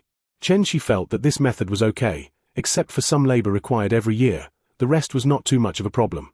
By the way, when you talk about the accounts, I think of it.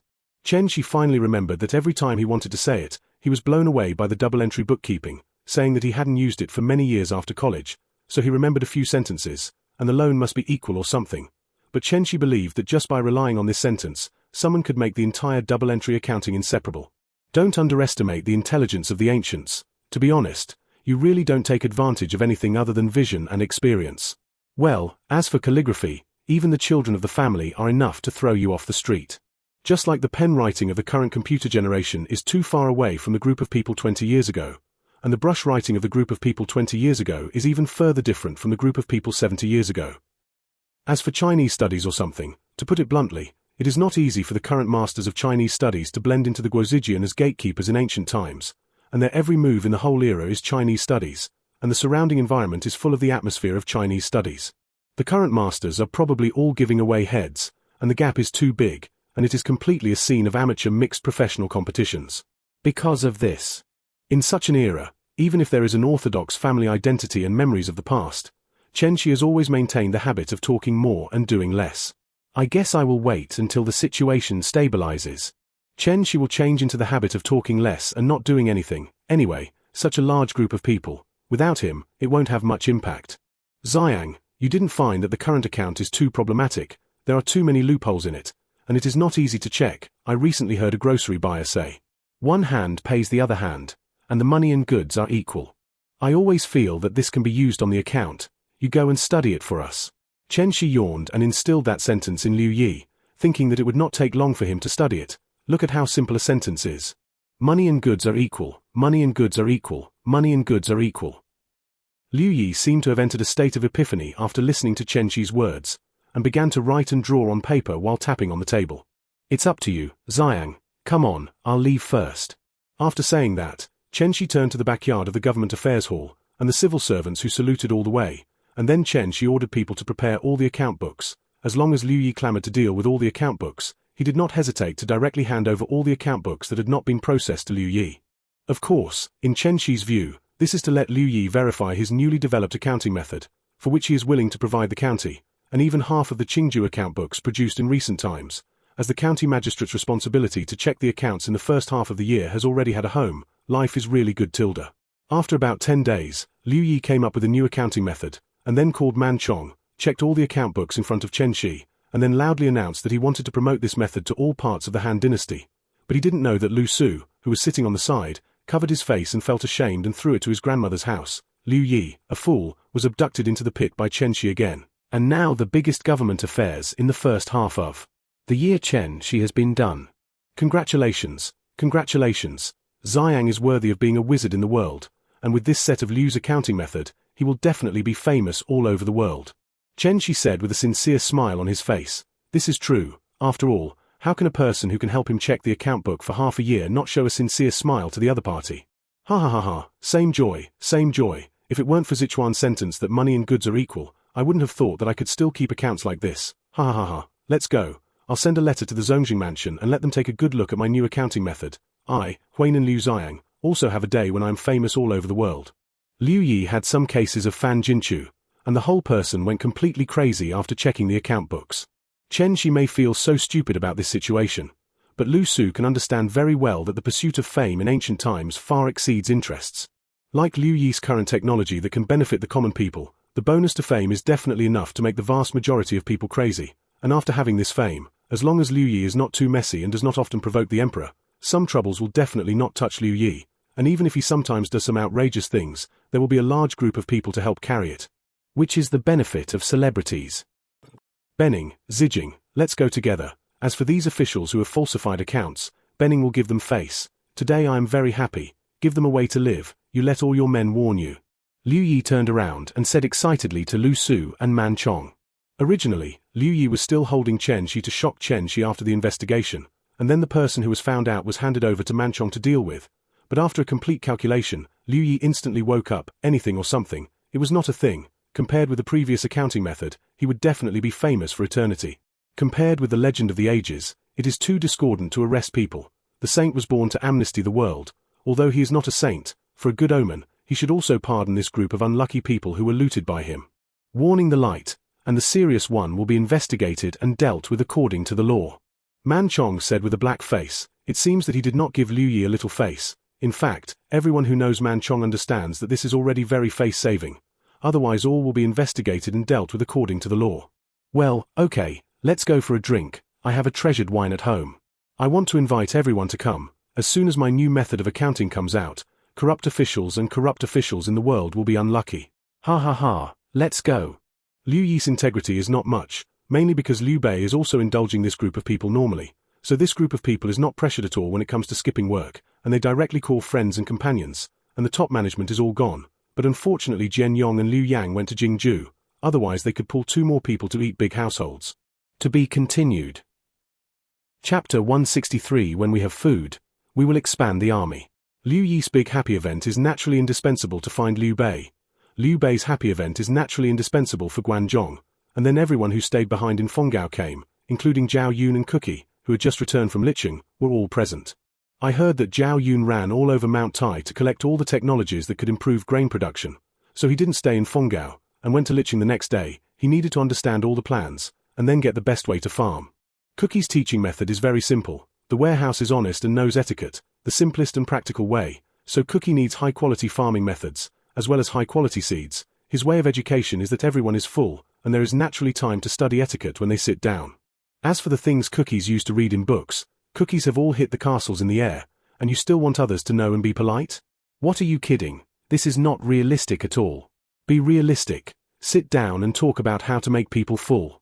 It took about 5 days, and Cookie absorbed everything Zhao Yun could absorb, and then Chen Shi ordered Zhao Yun to come back and prepare for summer planting, and the north was handed over to Zongbie and Taishutsi for protection. As for why Zhao Yun came back, the reason is very simple. Zhao Yun has prestige. After planting last summer, the people of Taishan recognized Zhao Yun. As long as Zhao Yun opened his mouth to plant, how they would definitely recognize. If it was someone else, don't think that the people could recognize it. After all, last year Zhao Yun was familiar enough and did a good job, and it was enough to brush his face and eat everywhere in Mount Tai.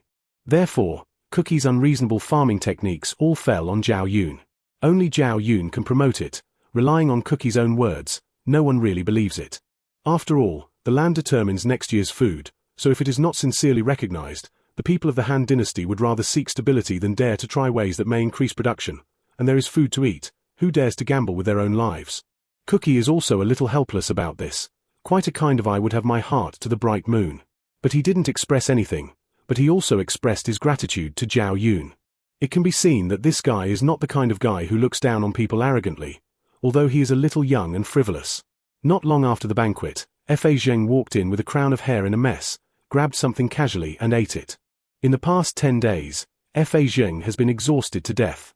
Every day I have to think about what Cao Cao in Yangju wants to do. Fighting Yuan Shu is almost a foregone conclusion. How to fight, how to start, because of what things start, until now Fa Zheng's head is a mess. Guo Jiao and Jioshu did not remind Fa Zhang.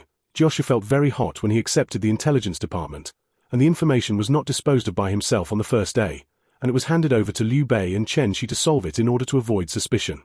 Jioshu knew very well that although he was a masterless person, but when Liu Bei came to the first year of junior high school, he was in an important position, which was still a little too jealous. Even with Guo Fengxiao's checks and balances in his spare time, Jioshu didn't want to leave a bad impression.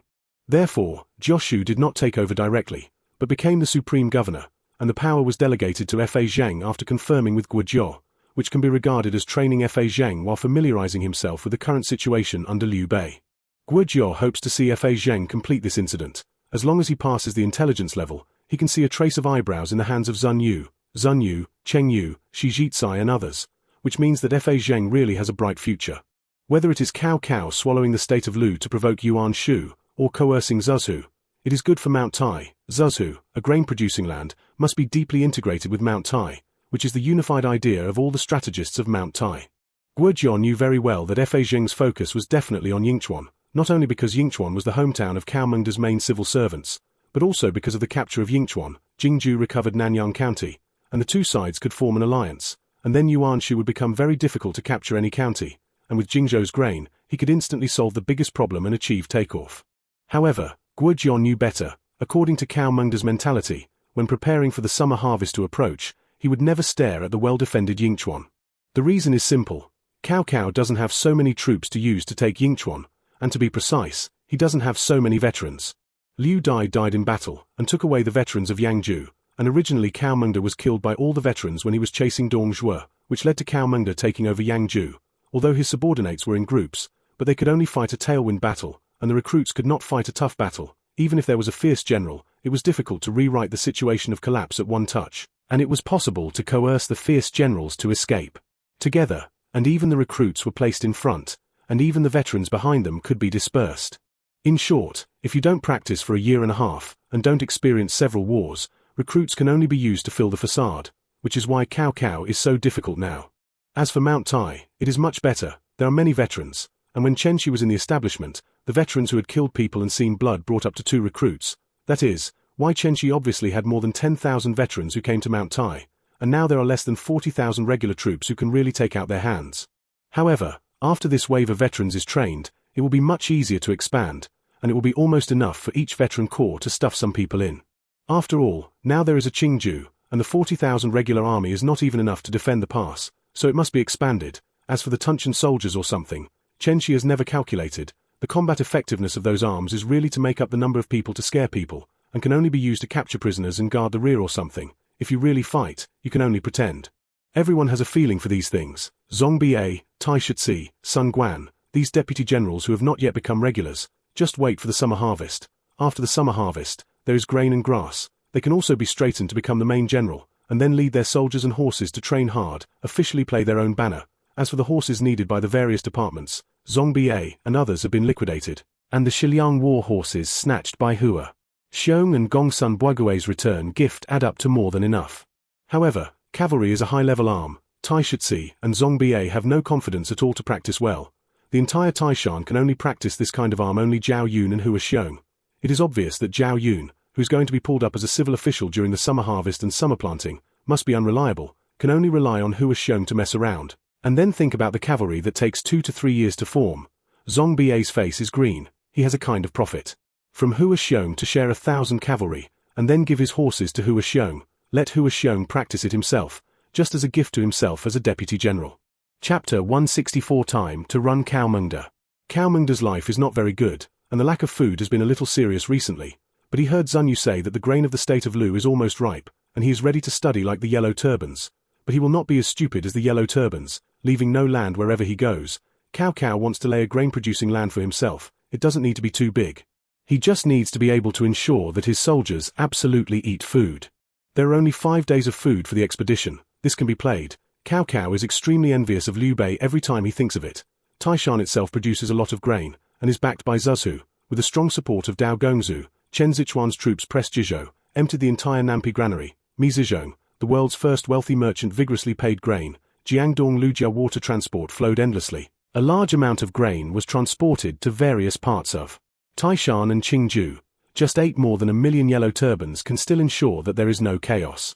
Cao Cao knew very well that he had to accelerate as soon as possible. Liu Xuanda was developing too fast.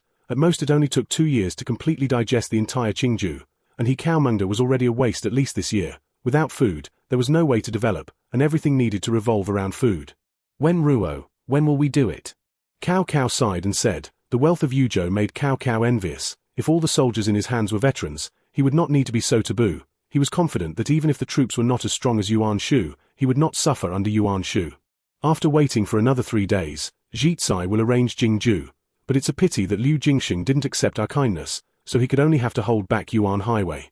Zun Yu said helplessly. Liu Yang's power was too great, and Zun Yu faced this kind of celebrity for the first time.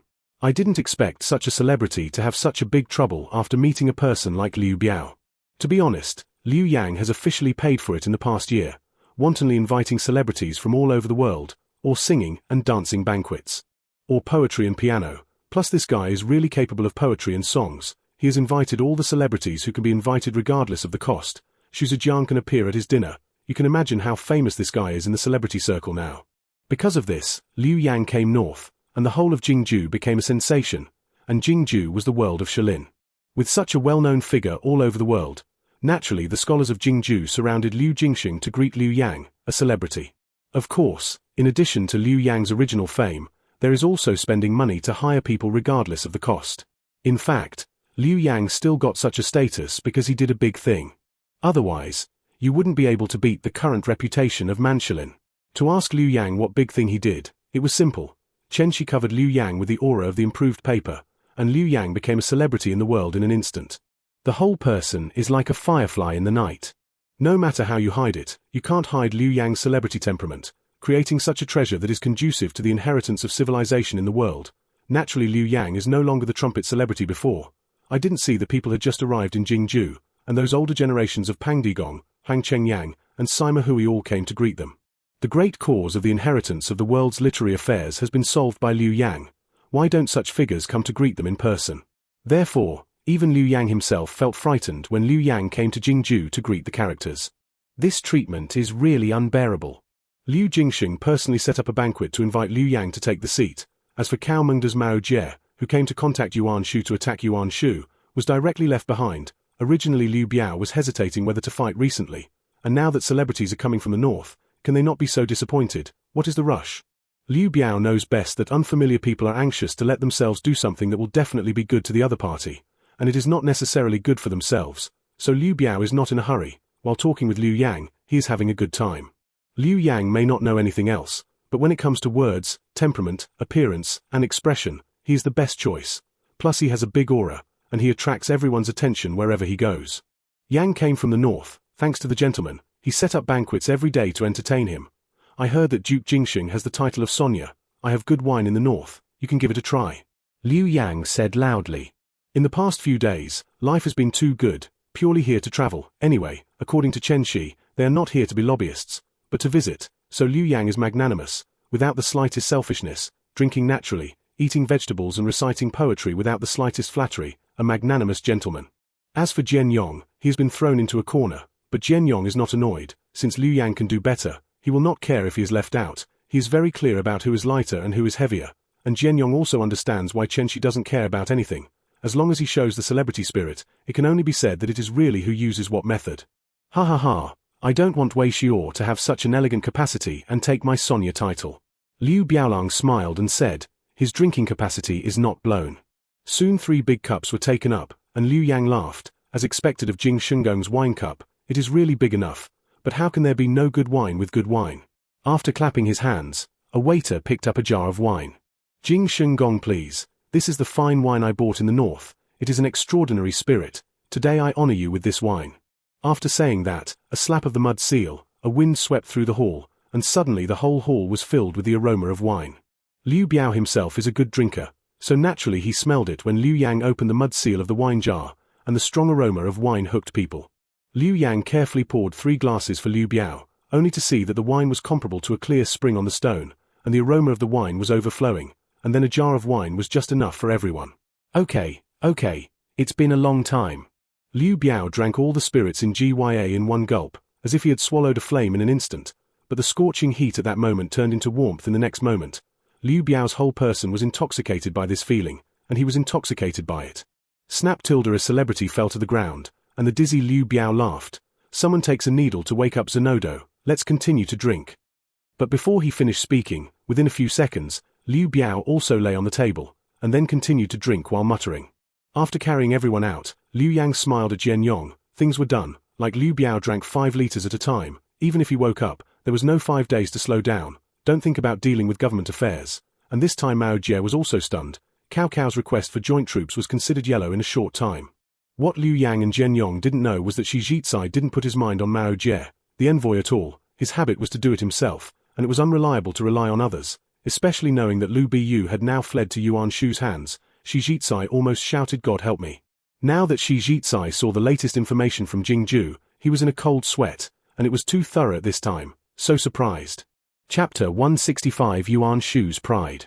Yuan Shu felt that the whole world was bright since Liu Biyu took refuge in him, and his originally not very big courage swelled like a blow after Liu Biyu arrived, not to mention Yuan Yi, who had been beaten by him before and couldn't raise his head. Even Sun Jian's revenge he planned to avenge at once.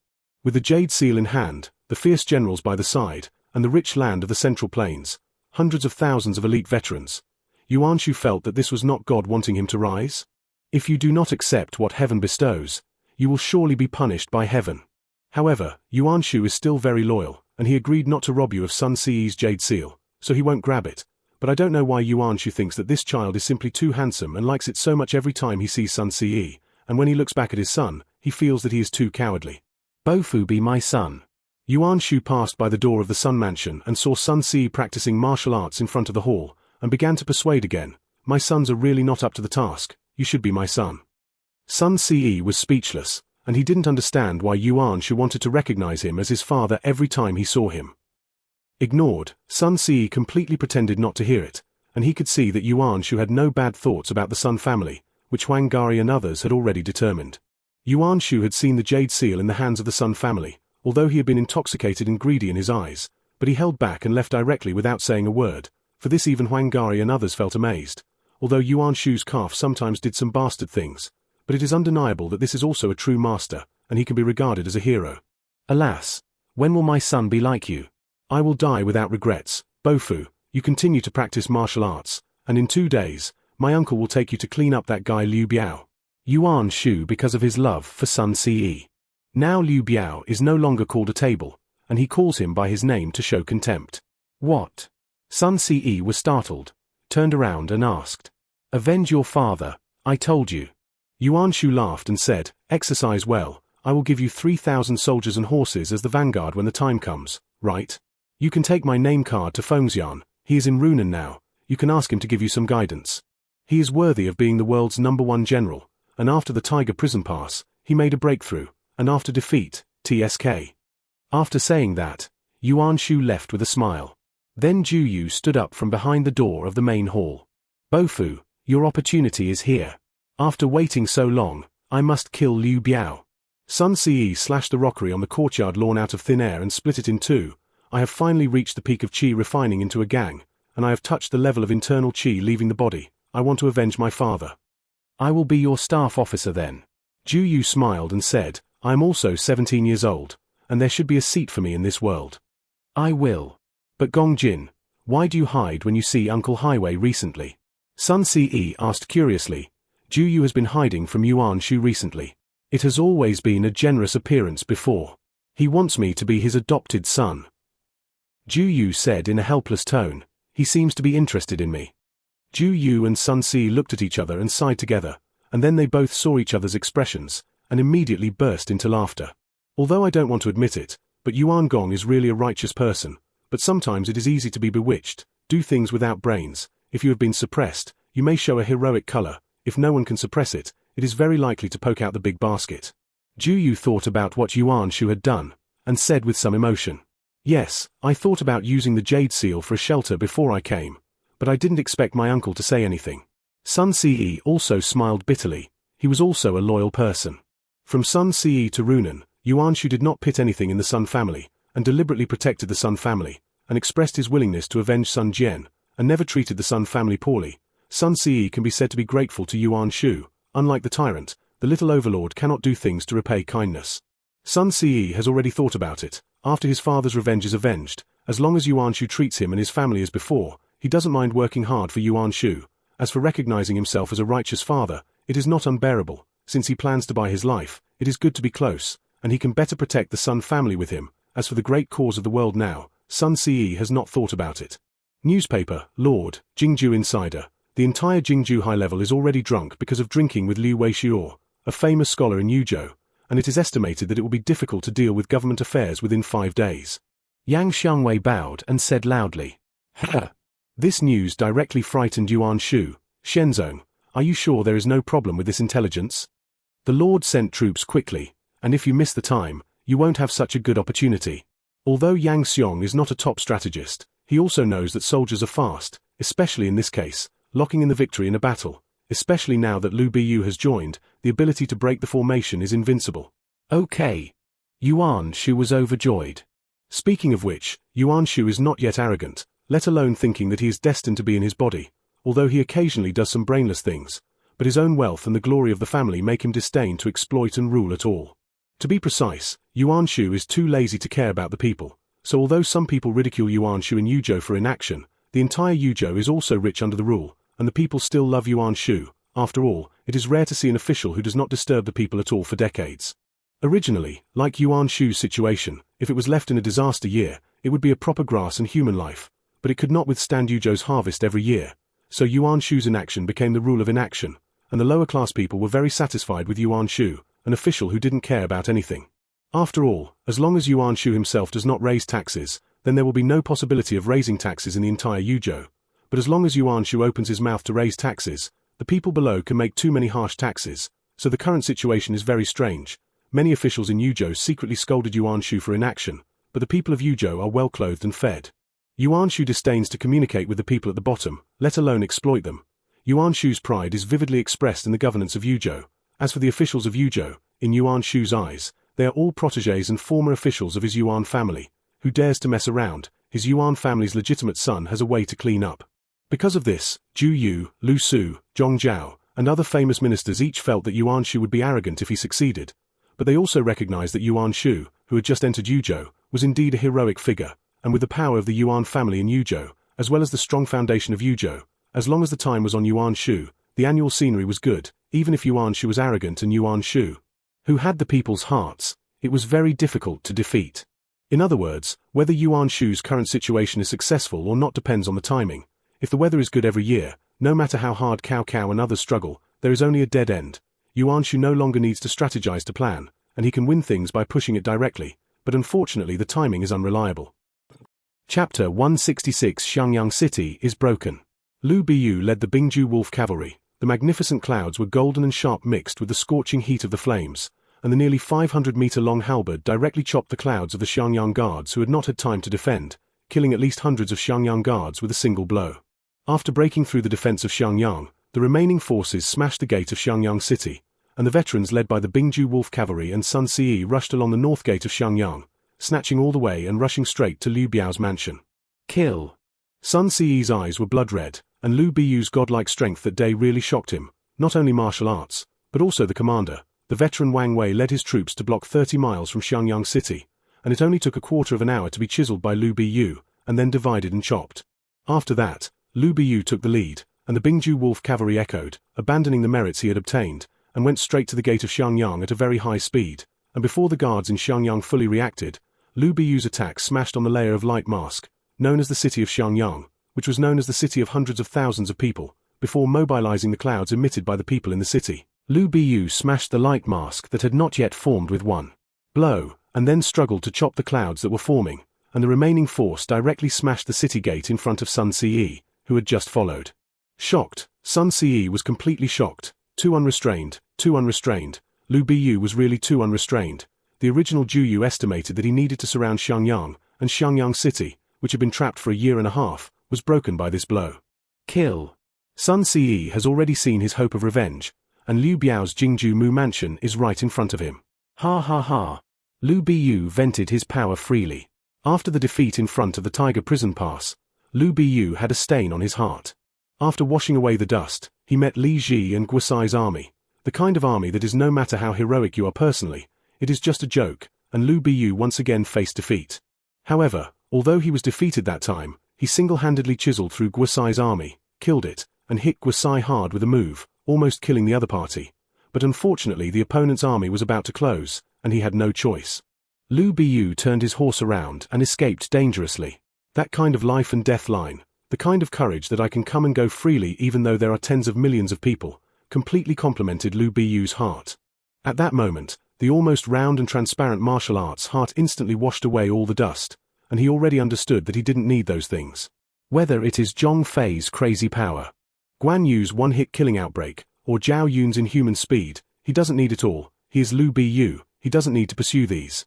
Killing a young general in Jingju with a halberd, Liu Biyu's momentum is getting bigger and bigger, and he doesn't need that kind of explosive skill. Liu Biyu just needs to be stable. Every halberd of his Liu Biyu is enough to suppress all enemies, and he has this confidence. Whether it is Zhong Fei, Guan Yu, or Zhao Yun, Liu Biyu is already aware enough. He is confident enough to kill all the enemies in front of him. Sun Si struggled to kill the surrounding guards, and finally rushed into the Jingju Mu mansion, but unfortunately he was blocked by a general leading his troops. But Sun Si, who had a blood feud, struggled to suppress the other party, and there was no disadvantage at all because of the age problem, and even because of the slight change in the momentum of his anger. Hurry up and take the Lord and the military division away. Order all counties to block and retreat to Jiangling. The man who blocked Sun Si roared loudly after struggling to force Sun Si back. Until now Liu Jingsheng still has a headache and cannot handle government affairs at all, and the high-ranking officials of the entire Xiangyang basically have no way to deal with government affairs. Give me death. Sun Si held the ancient ingot knife left by his father and slashed down the soldiers beside him, and Sun Si had a feeling that he was constantly growing. His speed became faster, his strength became more sufficient, and his reaction was also rising, and he could also feel the flow of Cloud slightly, and even he did not feel tired of fighting him all the way, and the anger in his chest became more and more huge with a continuous catharsis. Sun Si couldn't see the changes in his body, but Wen Ping, who was opposite Sun Si, saw everything clearly, and understood that the boy in front of him who had just been crowned had almost touched the last platform of the warrior, and it could even be said that he had touched it, but he had not broken the shackles. I saw that at this moment, the golden brilliance on Sun Si's body continued to increase, and even some golden mist escaped from Sun Si's body, and as Sun Si's battle continued to increase. At this moment, Sun Si was like a god, a layer of golden brilliance wrapped around him, refining his body little by little, breaking through the barrier between his body and the qi of heaven and earth, and getting closer and closer to the degree of internal qi leaving the body. It can't go on like this, and continue to fight. This kid may be able to break through after killing me with one knife, and he must not let him break through the internal qi out of his body naturally. Now in this form, our Jingju is already under great pressure to bear a Liu Biyu. If we bear another Sun Bofu, it is looking for death. Wen Ping roared angrily and stabbed Sun Si in the waist with a shot. Poof! Wen Ping spat out a mouthful of blood. Sun Si actually did not avoid or block and was directly hit. At the same time the ancient ingot knife slashed at him when Pin flashed backwards to the death, and tried to dodge, but the extended knife qi still split Wen Ping's armor and severely damaged Wen Ping. As for the BMW that had followed Wen Ping for many years under the crotch, it was directly divided into two halves under this knife. Zhongye retreats quickly. Let me kill him. At this time, a red-faced man soared out from behind, riding a jujube red horse, and forced Sun Si, who wanted to kill Wen Pin, to retreat with a knife, and then the sword light danced in a ball and slashed at Sun Si fiercely. I'll give you the chief of the article. After Wen Ping was helped up, he replied loudly that the fatal wound had stopped bleeding under the suppression of Wen Ping's inner qi, and it would take less than 10 days to recover. Let's go! Wei Yang roared without looking back, although this shouted fiercely, but as soon as he fought, he knew that he and Sun Si were half a pound and 8 taels. But this situation was about momentum. The momentum was strong and heavy, and the knife was deadly, making Sun Si tired of dealing with it. However, although Wei Yang suppressed Sun Si, who was only 17 years old, it was impossible to kill him, even if Sun Si had a hole in his stomach. And if you continue to fight, you may be able to win back, because every time Sun Si counterattacks become sharper than the last, as he continues to approach the final level of the martial artist, his strength is almost rising at a visible speed. Bad.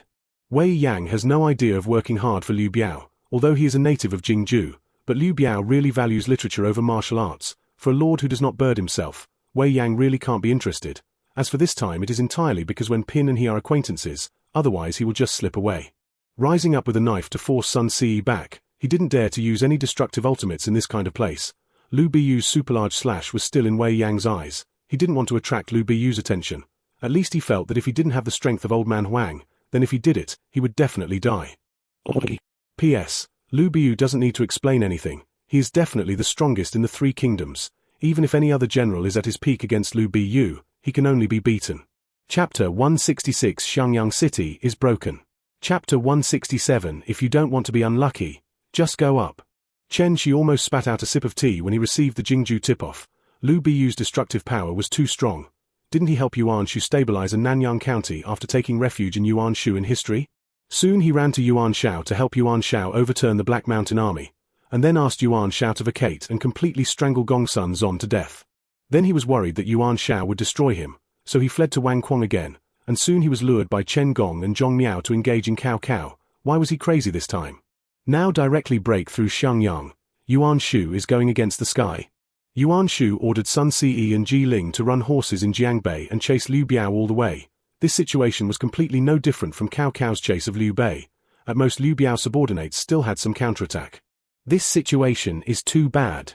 Chen Shi was directly crazy. If Yuan Shu really ate Nanyang, Nanjun, and Jiangshan north of the Yangtze River, then it would be over. The strength of the Yuan family was definitely enough to make the entire Yangzhou family raise their hands and surrender, and that group of wallflowers had no integrity at all.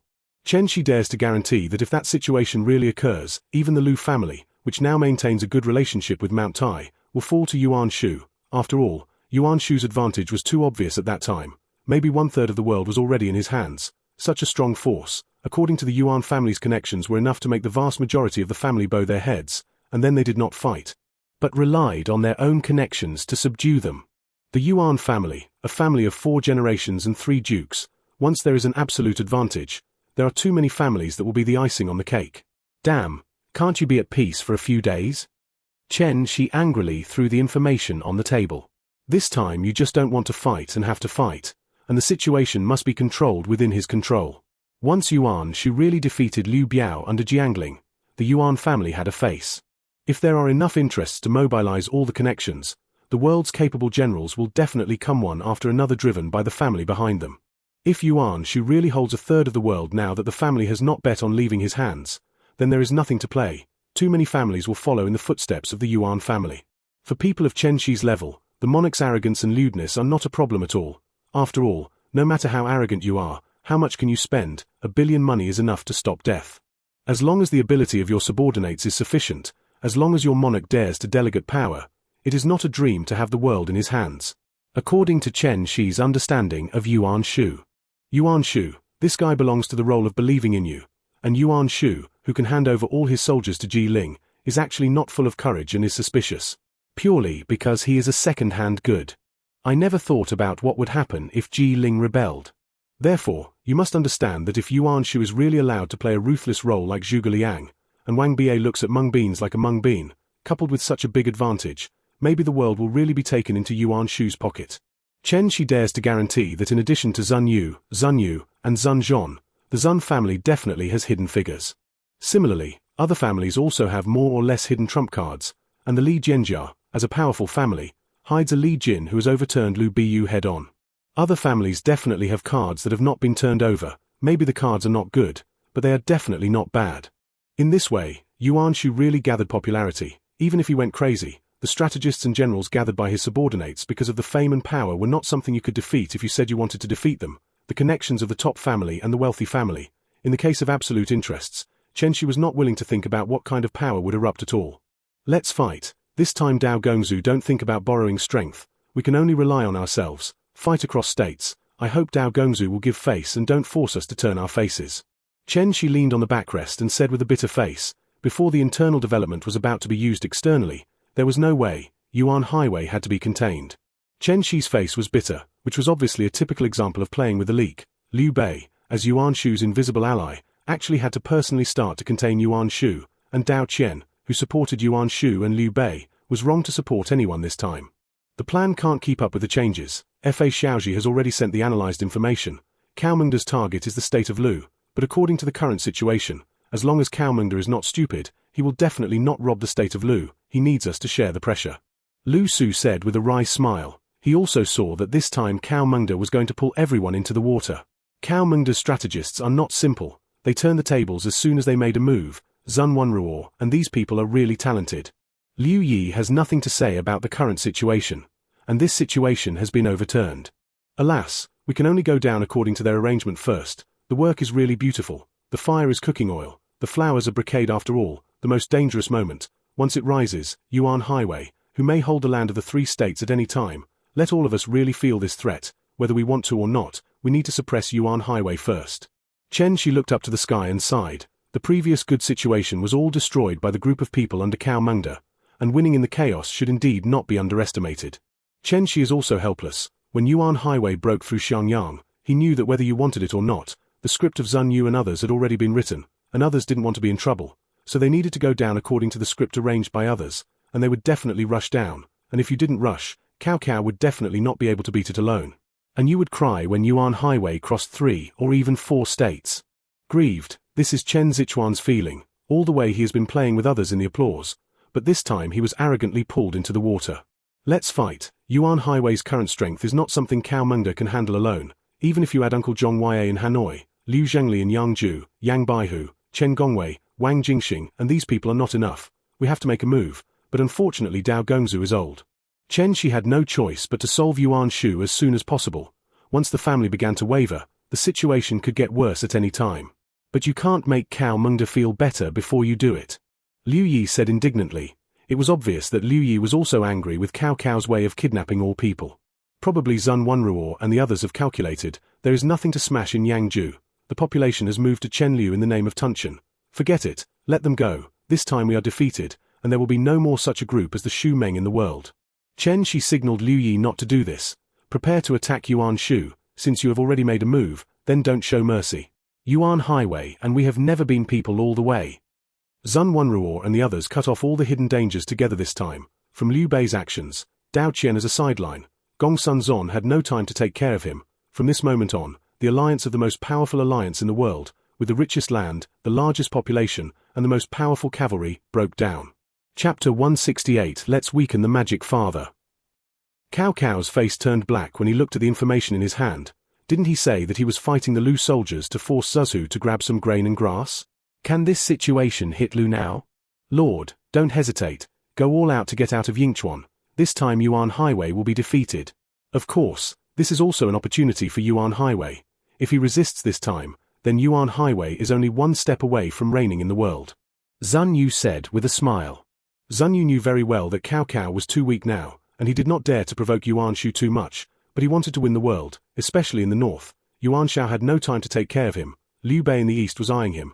Yuan Shu in the south was extremely strong, and Yongliang in the west was locked in the 3 passes. Cao Mengde wanted to sweep the world, then he had to break through this cage. Every direction is stronger than Cao Cao, and except for Yuan Shao, all can be classified as hostile forces. In this case, Zun Yu has understood that relying solely on his own development is no longer worthwhile, because everyone's foundation is thicker than Cao Cao's, and the speed of development is also very fast, so he can only borrow a knife to kill. So Zun Yu and others arranged this situation. They wanted to create a powerful enemy, an enemy so strong that all those who aspired to the world felt that they had to contain it at a glance.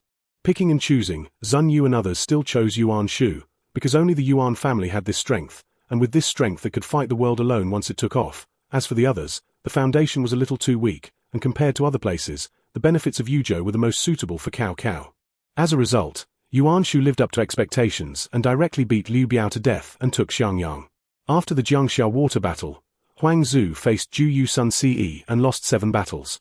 Died directly in the Yangtze River, was fished out by Sun Ce to pay tribute to Sun Jian, and Yuan Shu stepped on the river and mountain soldiers to force Jiangling, which had the intention of swallowing Jingxiang.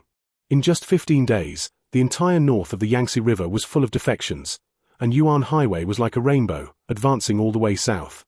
All the way west, Yiling, Gui, and other cities north of the Yangtze River all belonged to Yuan Highway within a few days. Sweeping the north of the Yangtze River, the combined forces came out and ate on the enemy. 70,000 infantry and cavalry pressed Jiangling, and soon after, Sun Ce and Zhu Yu, who defeated Huang Zhu, led the sailors upwards, subduing the *** water bandits while taking in the prisoners of the Jingzhou Navy. Wait until Jiangling. There are already more than 100 large and small ships and more than 20,000 naval forces. At the same time, there have been many voices of allegiance from all over Jingnan, and Yuan Shubing crossed Jingzhou and Yuzhou, and tolerating Yangzhou seemed to be a foregone conclusion at this moment. Wen Hu, dry this glass of wine. Yuan Shu said boldly to Liu Biyu. Okay. Liu Biyu took the big cup and drank it all in one gulp. Watch me break through the gate of Jiangling in the future. Okay, I have Fengxian like this. Liu Jingxing's death is coming. Yuan Shu laughed, completely ignoring the gloomy look in Liu Biyu's eyes when he said this. Yuan Shu was cool. But all the princes in the world were frightened, and there were only 5 families left that could stand firm. After getting the latest news, General Gong Sun Zon of the White Horse he twice, thinking to himself, after my brother kills Yuan Shao tomorrow, he will lead the 3 northern states to educate Yuan Shu, and he actually dares to compete with me for the position of boss. Yuan Shao saw the latest news, his right hand held the information tightly, his knuckles turned white, and he pressed the information on the table angrily. Ju Yi, come in for me. I've seen my lord. Ju Yi walked in quickly and bowed. Can you defeat the White Horse righteous concubine? Yuan Shao asked solemnly. The White Horse will be defeated. Ju Yi said proudly. Okay, when the time comes, all the soldiers, including me, will be handed over to you to command. If you lose, I will kill you. Yuan Shao took off the sword from his waist and handed it to Ju Yi and said, the whole person exuded a cold atmosphere. Hey, if you don't defeat the White Horse righteous concubines, please behead me. Ju Yi said proudly, and then took Yuan Shao's sword with both hands. Cao Mengde and Liu Bei both have one idea, let's weaken Yuan Shu, organize the troops to fight, and prepare to weaken Yuan Shu like a knife girl. Shiliang Han Sui casually threw away the information, and the matter of the emperor being far away, he still thought about how to let Ma Teng go. Yuan Shu was too far away from here. As for the other princes in the world, they were shocked when they received this news, and even Liu Yang, who was hiding in a zhou, was in a cold sweat for this news, and he had truly felt Yuan Shu's threat. As for the princes near Yuan Shu, all the princes were terrified, and within 15 days since Yuan Shu broke Xiangyang, Yangzhou, and Jiangdong generations already had Lu Jiang and Zhou Jiang under the persuasion of their families to submit to Yuan Shu, while Yang Baihu, Liu Yao, Wang Lang, and others were all trembling, and none of them dared to stifle the development of Yuan Shu. It's too fast. Chen Shi looked at the information that changed 3 times a day, and basically calculated Yuan Shu's situation against Liu Biao, which was hopelessly rotten, and the entire Jingju was already a beacon fire, and even Liu Biao had lost control of the main body of Jingju. After all, Liu Biao, who rode into Jingju alone, had only been subduing various families in Jingju for only a year, and had not yet completely grasped power. Lord, we must divide the troops. This time we must pull Yuan Shu back. Once Jiangling is captured, more than 90% of the Yangzhou family may surrender collectively. And now Liu Jingxing has completely lost control of Jingnan. If Yuan Highway takes Jingchu, takes Yangzhou, and has jurisdiction over Yuzhou, then its foundation has surpassed the original Chu state, and we must ensure that Liu Biao does not fall. Liu Yi quickly browsed the latest information and smiled bitterly. Divide the troops, Xuandagong, we must put enough pressure on Yuan Shu. This time we must rush to Runan before Yuan Shu takes Jiangling. Chen Shi got up and said, this time it was purely faster than seeing who was faster. Once Yuan Shu took Jiangling, Liu Bei had not yet taken Runan. Yangyu cut off Yuan Shu's way back, and Yuan Shu, who had won almost a third of the world, was enough to make Liu Bei, who was fighting across states, defeat with momentum alone. Although it is very likely that it is possible to finish the county that will take up to 1 tasteless, Lu County, but if you don't fight, it is likely that all the strategies will be destroyed by the huge threat behind you, and Yuan Shu's power is no longer a joke. In the end, Liu Bei's army, which had just captured Fan County and had not yet come to rest, was divided into 3 routes. One route led by Guan Yu led Liu Yi to attack Chen County as the military division, and Liu Bei as the commander Jioshu as the military division to attack Qiao County, and the last route was led by Chen Shi, Yu Jin, who was shown as the deputy general, directly approaching Runan, cutting off Yuan Shu's back road, and forcing him to return to help. P.S. Sure enough, this kind of thing can't stay in the world if you don't play with it. Chapter 169 Fighting with your back against the water. If you don't win, you will die. After Liu Biao fled to Jiangling, he did not command the Jiangling army, but locked himself in a room and reflected for 3 days, and before Yuan Shubing came to Jiangling, Liu Biao finally walked out. Lord. The big thing was not good. Almost all parts of Jiangbei were taken under the attack of Yuan Shu's army, and Jingnan rose up everywhere. Liu Biao had just walked out of the house when Kuai Yu said to Liu Biao in a panic, "What are you afraid of? Jiangling has not been lost, and I am not dead. Victory or defeat is only a matter of time." Liu Biao said coldly, but the decadence of the celebrities on his body was swept away, and the whole person became sharp. "I have many talents in Jingju, the Han family is still there, and Yuan Highway wants to win me. It's still early. Pass on my order, transfer Liu Pan from Jingnan, Huang Zhong into Jiangling, take away all the elites, and completely abandoned Jingnan. After Liu Biao appeared, he did not understand any intelligence and directly issued the first order. What? Kuai Yu was surprised. Isn't this a self-severed arm? If Jingnan had no power of Liu Pan and Huang Zhong and others, Jingnan, which had already raised the uprising, would no longer belong to Liu Biao in an instant. Hey! Kuai Liang, who had been silent next to him, had a smile on his face after hearing Liu Biao's order. This was Liu Jingxing, who was optimistic about him at the beginning, and the one in Xiangyang was obviously scrapped before. Brother! Kuai Yu was stunned for a moment. Obey the Lord's orders. Kuai Liang said calmly. Kuai Yu knew that his brother looked dull, but there were many ravines in his chest. Since he could recognize it, Kuai Yu no longer hesitated, nodded, and said. After leaving Liu Biao's gate, Kuai Yu finally couldn't help but speak. Brother, why does the Lord insist on transferring the troops of Jingnan back? Without Jingnan, we have no way out. A battle with your back to the water. If you win, the feng shui will rotate, and if you lose, everything will be over. Jingnan is just grass on the wall. If we lose the battle of Jiangling, even if Jingnan has a strong army, there was no way to retreat, and if Jiangling won the battle, the Jingnan rebellion was just a fleeting cloud. Kuai Liang's eyes flashed with cold light and said, I don't want my lord to have such courage. I thought that the life of a celebrity had made him no longer ambitious. Kuai Yu was stunned for a moment, and calmed down instantly. He was not stupid, he was just a little anxious. It's useless. But this time I woke up again. Originally, I planned to surrender the city and sell Yuan Highway, but now I don't need it. Since the Lord still has such courage, let Yuan Highway die under Jiangling City. Kuai Liang's eyes flashed with this cold light and said, this guy is a ruthless person, and very ruthless. Liu Jingxing can't assist then switch to others without pressure, and now Liu Jingxing makes him satisfied enough. Then he doesn't mind giving Yuan Shu a ruthless. What is the plan? Kuai Yu looked at the coldness in his brother's eyes and couldn't help but tremble. As a brother, Kuai Yu knew very well how dangerous his brother was, and if he didn't speak normally, he would kill someone if he spoke. The rainy season is coming, Kuai Liang said with a sneer. In an instant, the cold hair on Kuai Yu's back stood upside down. Jiangling was backed by the Yangtze River, and the Yangtze River itself would flood every year. If Kuai Liang did it again, Zieg was 100,000 was not a joke, and Yuan Highway became a water ghost and did not blow. This plan is not acceptable. Kuai Yu stopped it immediately. It's not to that extent. I went to see Yuan Highway's layout, and he didn't defend against possible floods. Kuai Liang said that he had already investigated on the spot, and although he wanted to offer the city before, he could not lose his own face. Okay.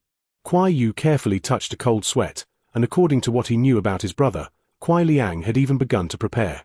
Yuan Shu ordered people to show off their might under the city of Jiangling every day, and this time they finally stabbed the hornet's nest, and Liu Pan and Huang Zhong, who had been stationed in Jingnan, came to Jiangling with the only remaining elite of Jingju, and the difference in strength between the two sides was almost the same. Yuan Shu himself had more than 60,000 elites from Yuzhou, and the strength of the troops had more than doubled all the way to Jiangling, and after Liu Biao integrated all the remaining elite troops in Jiangling, the strength of the troops also reached 100,000. But what is not so good now is that Yuan Shu's momentum is like a rainbow, and Liu Biao's morale is low. If it weren't for the garrison of Jiangling City, it would really be a head-on battle. Yuan Shu was enough to beat Liu Biao with his head in his hands. But now that there is a city, Liu Biao also has hope of a comeback. Huang Zhong stood on the city wall and looked coldly at Yuan Shu's army below, and looked at the provocative general below. His eyes were as cold as water.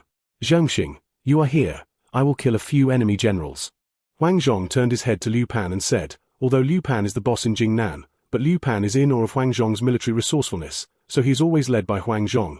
But in recent years, Huang Zhong's son is half dead. Huang Zhong's whole person is depressed, his hair is white, and people do not appear in the barracks very often. This time it is really urgent. Helplessly before Liu Pan can only move Huang Zhong's family away, and as a result, Huang Shu has a breath left. After being brought here, Hansheng, please be careful, Liu Pan said with a wry smile. It was obvious that Huang Zhong was in a very bad mood now. Seeing that his son was dying and there was no grandson, the whole person was confused. Click. Jiangling city gate opened a gap with difficulty, and Huang Zhong rode a green-maned horse and walked out of the city gate with 2,000 people. Ha ha ha, there is no one in Jingju, and the old soldier. Before the words were finished, a knife flashed, and the whole person was crushed into dust, and then Huang Zhongdong, who was cold, jumped out first and stabbed directly towards Yuan Shu's army on the opposite side. Kill. It will be the courage of the soldiers. Huang Zhong's shocking strength instantly made the subordinates who originally thought they came to die instantly have the courage, and roared and followed Huang Zhong towards Yuan Shu's camp to kill. Handsome flag? Huang Zhong sneered and took out his bow and shot at the handsome flag that was almost a point over there, only to see a clear water luster crossing over, and the flag guard and the handsome flag were ground into powder together. Kill. Huang Zhong's sword light like water crushed Yuan Shu Qianzhai at will. Different from the fierceness of Lu Biyu and Guan Yu, Huang Zhong's knife light began to be very small, slowly became bigger, more and more, and finally the whole person plowed all the way with 8 sword lights, and the Jiangling guards on the city wall were all shocked. When did they have such a fierce general in Jingzhou? Bang! With a loud noise, Huang Zhong's 8 rotating knife lights like oversized petals were blocked, and then a huge Fang Qian painting halberd smashed towards Huang Zhong, which could be regarded as a greeting. Lu Biyu. Huang Zhong, who was lonely, looked at the man wearing a purple gold crown with 3-pronged hair, a Sichuan red cotton robe, a beast-faced head-swallowing cereal armor, and an exquisite lion belt around his waist. With a bow and arrow with him, holding a painted halberd, sitting down with a sassy package of hissing red rabbit horses, a name naturally appeared in his brain, Lu Biyu. Huang Zhong looked at Lu Biyu at the same time. Lu Biyu also looked at Huang Zhong. After all, the power of the 8 sword lights before made Lu Biyu understand that the opponent was definitely a master, but after the smoke and dust were gone, what he saw was actually a grey-haired manet, wearing a half-new and not old armor. The long knife in his hand actually appeared mottled and rusty, and the green manet under the crotch was long and desolate. Such a person could actually burst out with that kind of power. Chapter 170 Pitting Father's Son. Hero Twilight? Lu Biyu had such a feeling as soon as he saw Huang Zhong, and then held his Fang Qian halberd tightly. He definitely didn't want himself to become like this one day. Lu Biyu wanted to prove his invincibility on the battlefield. Just like before Dongzhuo dared to depose the emperor with him, Yuan Shu almost ruled the world with him. He wanted to prove to the people of the world that he was strong. Lu Biyu. Huang Zhong held the red blood knife tightly, although he didn't like the strange color of this knife, but he had to admit that the big knife he picked up in Nanjun was worthy of the name of the divine soldier, except that it looked a little ugly. Huang Zhong almost didn't feel anything about Lu Biyu's arbitrary momentum, and it wasn't that he couldn't let it go, but it was unnecessary. It was the king to cut the other party to vent his anger. Where is Yuan Shu? Huang Zhong's eyes flashed with a trace of light, and the momentum at that moment violently broke Lu Biyu's momentum like a knife and axe. Ha ha ha, I didn't expect there to be such a warrior in the world. Come on, come and defeat me. Yuan Shu is in the rear. As Lu Biyu spoke, the golden and red internal qi continued to entangle directly to form a body of armor with clear lines, and every part of Fang Qian's halberd also extended outward, and then the red flame wrapped around Lu Biyu's body, bursting with scorching power like a flame. Lu Biyu was arrogant, but he also understood that the person in front of him could not be humiliated. Huang Zhong stared at Lu Biyu with cold eyes. His body slowly escaped an icy blue aura, and his whole body was also covered with a layer of armor comparable to Lu Biyu. But unlike Lu Biyu, Huang Zhong's internal airflow extended the blood-colored air blade when it turned to the red blood knife, and he could even smell a bloody breath. Huang Zhong, who was wrapped in ice-blue armor, looked more and more weird at this moment. I am Huang Hanxing of Jingzhou, and Lu Biyu will take the move. Huang Zhongyi tightened the reins. The green-maned horse under the crotch stepped on the frost and went straight forward. Bang! Huang Zhong's big knife directly bombarded Lu Biyu's halberd, and the extended bloody blade slashed fiercely at Lu Biyu, and the explosion splashed out with ice slag and scorching breath.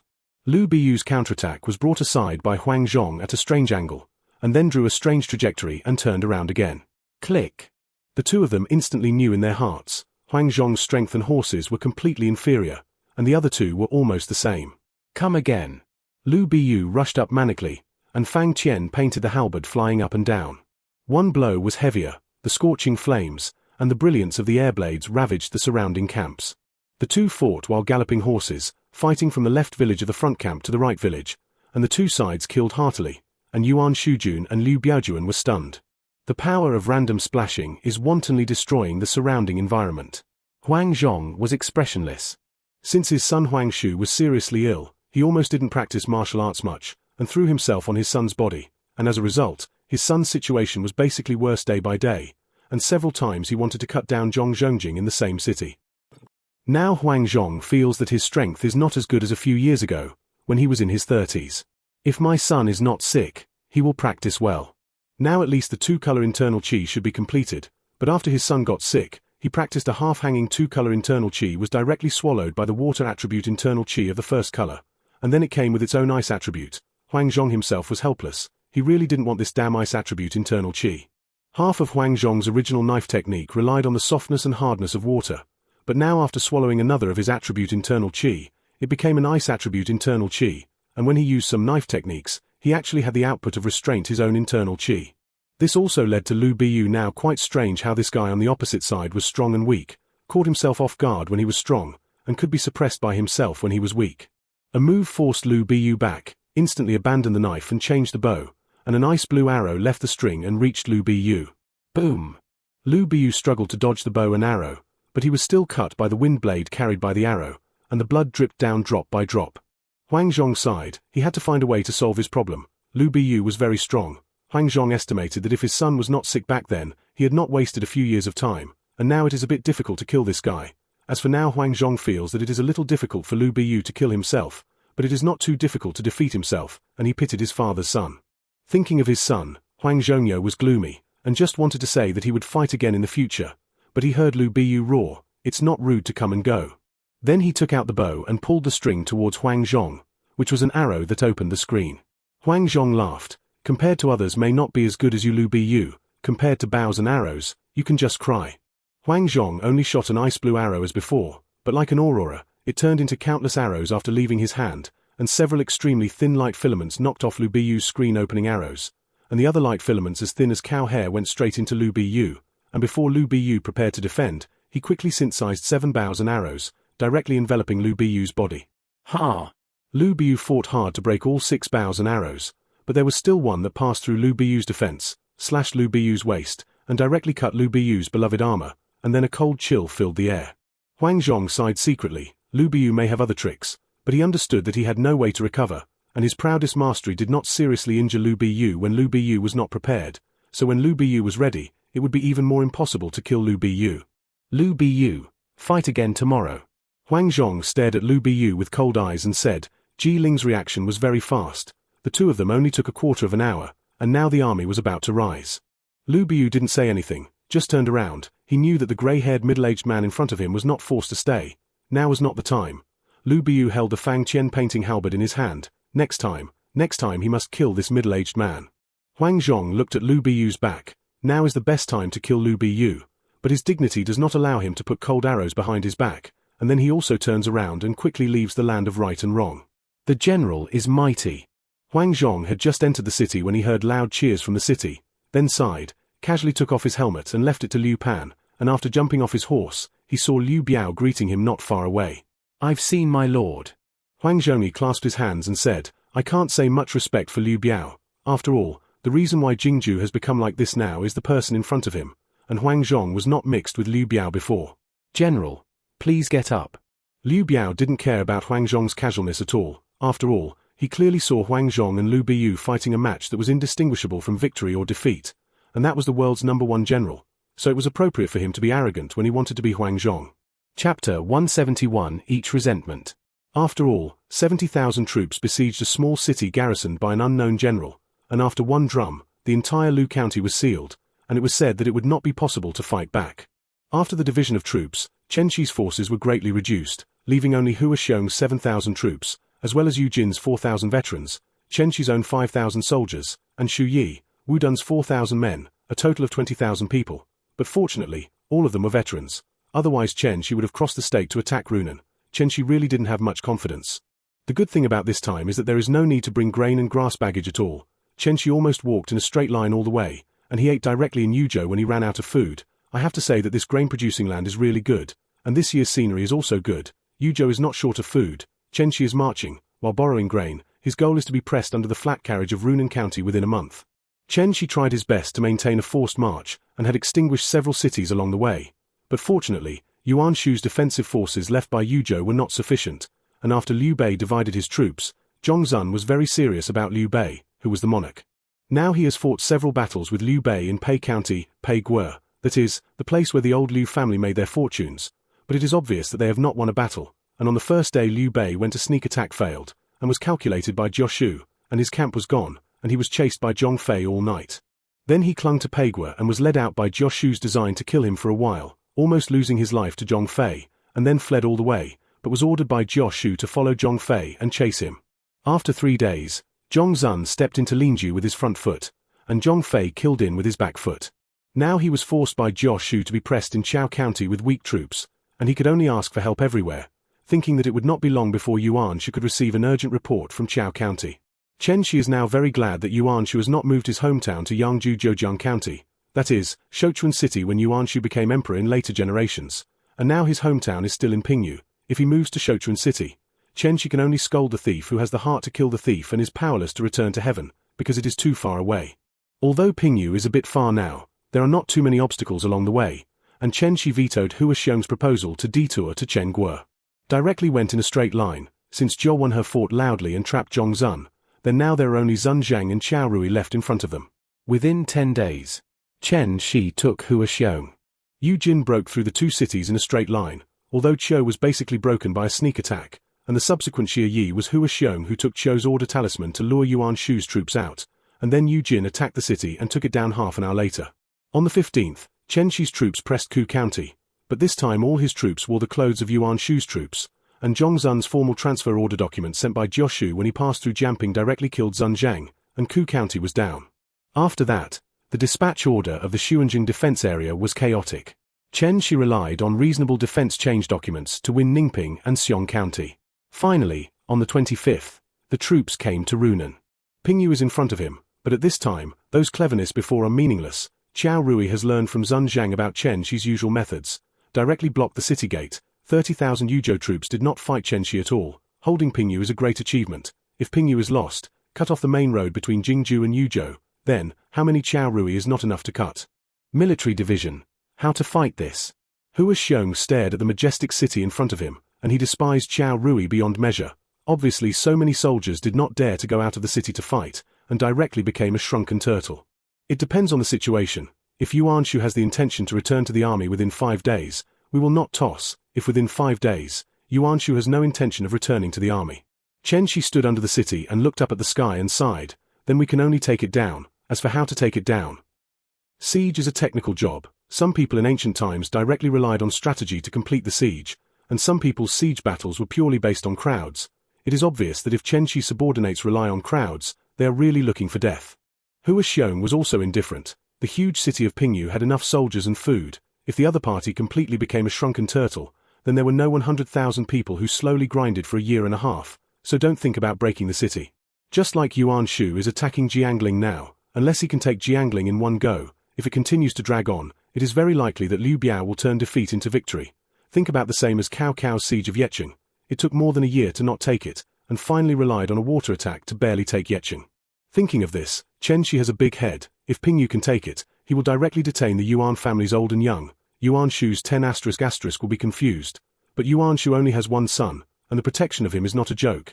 It can be said that Pingyu's 30,000 soldiers and Qiao Rui, the general, are actually used to protect Yuan Yao, the legitimate son of the Yuan family. So the idea of paying attention to the Yuan family can be extinguished, and you can only think about how to take Pingyu with as few casualties as possible. Liu Bei, the news of Cao Cao's capture of Yuzhou had already been placed on several cases of Yuan Shu, and he began to think that it was just a scabies. But the information that came in recent days was whether it was Zhong Zun, Zun Zhang, or Li Feng, and none of Liang Gang could parry Cao Cao and Liu Bei. Especially Cao Mengde, the speed of his movements simply made Yuan Shu feel incredible. On the first day he got the information that Cao Mengde's troops were out of Yingchuan. Yuan Shu was still scolding Cao Mengde for looking for death, and when he went back, he must give Cao Mengde a look. But the next day before Cao Mengde had already beaten down the 3 most important counties of Yingchuan, Yangzhai, Yingyan, and Yingyang. Subsequently, Xiangqing, Dingling, Kunyang, Wuyang and other places all had critical intelligence. And then the day after receiving the crisis information, Yuan Shu's emergency dispatch order had not yet reached various places, and the information about the city was already on several cases. As for Liu Bei's side, the situation is not very good, but compared with Cao Mengde's unknown siege methods, Liu Xuande is much more stable, at least Liu Xuande, who has won a big victory in all 3 ways, and now each of them is blocked under the county town he has worked so hard to build. Come over first. Yuan Shu ordered the herald beside him. Recently Yuan Shu always felt that Liu Biyu was not doing his best, and he went to fight Huang Zhong on time when he attacked the city every day.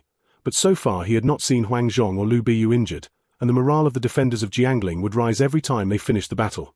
And the originally sluggish morale was raised to an extremely high level by Liu Biyu and Huang Zhong's daily heads-up. General, Yuan Highway has something to look for you again.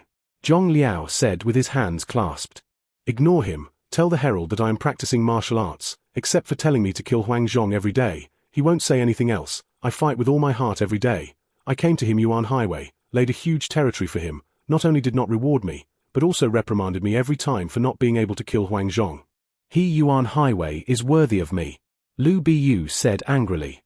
As Yuan Shu's morale became increasingly depressed, Yuan Shu's resentment towards Lu Biyu gradually appeared, completely ignoring that Lu Biyu was a hero who laid a huge territory for him, and he was not his subordinate, so naturally Lu Biyu also resented Yuan Shu. Chapter 172. It turns out that the way I recruited was wrong. What is the recent situation of Hanxing? Liu Pan saw Huang Zhong standing on the city wall and looking down at the barracks below, so he asked, "I can't die yet." Huang Zhong naturally knew that Liu Pan was not asking about the situation on the opposite side but about his son, but now Huang Zhong, who had basically given up on himself, replied angrily that his son had only one breath left, but Zhong Zhongjing said that his life would not be in danger in a short time. Although Huang Zhong has wanted to cut down his Dr. Zhong Zhongjing many times, under normal circumstances, Huang Zhong still trusts Zhong Zhongjing very much. Since the other party said that he would not die, he would not die. Liu Pan nodded and didn't ask more. It is a miracle that Huang Shi can live until now. In his opinion, it is already a miracle. Liu Pan knows better. Huang Zhong himself has some problems. Otherwise he will not be entangled with a son and a daughter. Just now Huang Zhong's performance of cutting down the world's #1 general, how many beautiful women are beckoning. It is precisely because his son is half dead that the old Huang family will be extinguished at any time. Huang Zhong has no goal of struggle. What is the purpose of being a marquis? What is it about Guangzhong Yaozu? But in fact it is still for his children and grandchildren. Without an heir, no matter how high your official position is, the title will not be empty in the end, and finally die to see the ancestors underground. With the sentence the old Huang family is the last, Huang Zhong feels that he has no face to see his ancestors. Without the goal of struggle, Huang Zhong has no motivation. Jiangling City is broken and Liu Biao dies has nothing to do with him. If he dies, die. What is the meaning of high-ranking officials and titles? The only son is half dead if he doesn't leave him a grandson. Who are those things left for? Yuan Shu to be honest now if he tells Huang Zhong. He can bring Huang Shu back to normal. Huang Zhong can go to Yuan Shu to screw Liu Biao's head off without turning his head, but there is absolutely no pressure to join Yuan Shu. After all, Liu Biao was not Huang Zhong's boss at all, let alone Huang Zhong's lord. Because of this, Huang Zhong had no interest in fighting with Lu Biyu for a period of time, but he dragged Lu Biyu on time every day, not allowing him to lead troops to charge into battle to hit the morale of the Jingju army. But even if Huang Zhong did not do his best, he just dragged Lu Biyu, and the Jingju army still respected Huang Zhong like a god. After all, if no one can stand Lu Biyu's goods, it will be too demoralizing. Speaking of which, Lu Biyu was like a trebuchet on the ancient battlefield. In fact, he couldn't kill too many people when the army was stable, but that kind of fierce behavior was too much of a blow to morale. This is why trebuchets, crossbows, etc. cannot kill a few people at all during a siege, but many people still like to use them, because they can greatly reduce the morale of the enemy. Lu Biyu's existence is in a state more disgusting than those things, according to some games. Lu Biyu appeared on the field. The enemy automatically lowers morale according to the turn, and your morale starts to increase without an upper limit. It is not a big problem for the side to have deserters and tie up the coach, so it is simply a disaster for a fierce player like Lu Biyu to appear on the field. However, the original disaster was forcibly contained after Huang Zhong appeared, and Lu Biyu, the world's #1 fierce general, was directly blocked under Jiangling City, regardless of whether Huang Zhong won or not. At least on the scene, both of them have suffered minor injuries that can be recovered the next day at most. Therefore, under the leadership of such fierce generals, the morale of the Jingju guards gradually overwhelmed Yuan Shu's army, which could not be repeatedly attacked. Liu Biao also saw the hope of victory from this daily situation. Yuan Shu's morale continued to decline, and the morale of the Jingju army continued to rise, especially after Huang Zhong almost killed Ji Ling, who came to persuade him to surrender. The morale of the Jingju army completely overwhelmed Yuan Shu's troops. After all, Ji Ling, as the enemy's commander, was directly shot off the horse. If it weren't for Lu Biyu's help, Ji Ling would probably have been killed by Huang Zhong's headshot with an arrow. But speaking of which, Ji Ling was also smart. When he saw Huang Zhong appear on the city wall when he persuaded him to surrender, he knew that something was wrong, and then he turned over and dismounted as soon as possible, and the rhubarb brine that had been with Ji Ling for many years was nailed to the ground by Huang Zhong, and the bow and arrow that could almost be compared with a short gun shot a hole the size of a sea bowl directly on the big yellow horse. That bloody scene, Yuan Shujun's front army collectively took a step back. The way of death was too cruel. Huang Zhong's light arrow killing was just crushed into powder, and this kind of horror scene could not be seen, and now this cruel scene directly made Yuan Shujun's not very high morale drop again. It is precisely because of Huang Zhong's huge deterrent power that Liu Biao has been winning over Huang Zhong recently. Whether or not he tempted Huang Zhong with high-ranking officials and rich salaries and beautiful mansions, hoping that this ownerless person would take refuge in him, But unfortunately Huang Zhong was completely indifferent, which made Liu Biao and his helplessness. Is he so bad? Lord, it has been found out that Huang Hanqing is indeed a native of Jingzhou, but he has a hidden disease, has a son and a daughter, and his son has been seriously ill for several years, and Huang Hanqing has also ignored the military for many years because of this, and entrusted full authority to the Lord's nephew. As Zhong Zhongjing said, Huang Hanqing's son couldn't survive for 2 years, and Huang Zhong had already given up on himself. Kuai Yu told Liu Biao all the information he had recently obtained. Suddenly Liu Biao realized that it was not his lack of charm, benevolence, or unfair rewards, but Huang Zhong's own problem. Zeno, if you say so, the way we recruited before was wrong. Liu Biao touched his beard and said, the recent situation has been improving. Liu Biao has seen the hope of winning. Jiangling is not short of money and food. Even if Yuan Shu is trapped for a year or 2, he will not run out of food. Liu Biao has time and Yuan Shu. The Lord is wise. There is indeed a problem with our previous methods. For a person who may die at any time, how many officials and titles are meaningless? There are 3 unfilial piety. No descendants are great. I think we can try it from this aspect. And as far as I know, Huang Hanqing is a loyal and brave general. As long as he surrenders, he will not betray the Lord. Kuai Yu solemnly said that the Battle of Jingzhou made him grow a lot, and it was absolutely necessary to win over military generals, especially this kind of military general who was enough to turn the situation of the war around. In that case, Liu Biao lay in Kuai Yu's ear in a low voice and said a lot, as an old hooligan who was 50 years old and still gave birth to Liu Tsong with Sai, saying that Huang Zhong's hidden illness was not a problem at all. This he was professional. After saying that, Liu Biao fumbled in his sleeve and took out a small porcelain bottle, and stuffed it to Kuai Yu with a rippling face. After handing the things to Kuai Yu, Liu Biao found that Kuai Yu had been staring at his sleeve and couldn't help but feel a little embarrassed, and his old face turned red. Don't go quickly. If you don't take Huang Hanqing, don't blame me for being ruthless. Kuai Yu couldn't laugh or cry and didn't say anything more. He just put away the porcelain bottle, and then bowed away, but when he left, he always felt a little uncomfortable. What was wrong? Chapter 173. Let's discuss each other.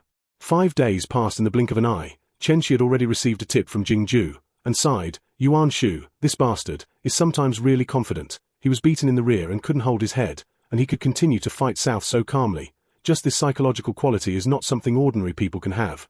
However, if Chen Shi looks at it from the perspective of a pure bystander, there is no problem with Yuan Shu's choice, because whether it is Pingyu besieged by Chen Shi, Chao County besieged by Liu Bei, or Chen Guo besieged by Guan Yu, it cannot be won in a short period of time.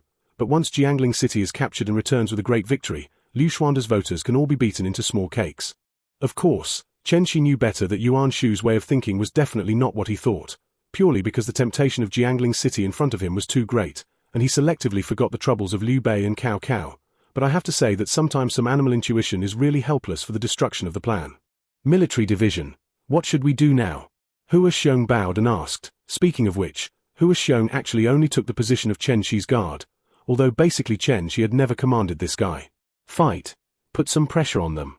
Chen Shi said helplessly, since Yuan Highway is ignorant, then give him a little color to see. Let Yu Jin pile up an earthen mound to see the situation first, and invite the dozens of craftsmen who accompanied the army over, and Xiang got a few catapults to put pressure on them.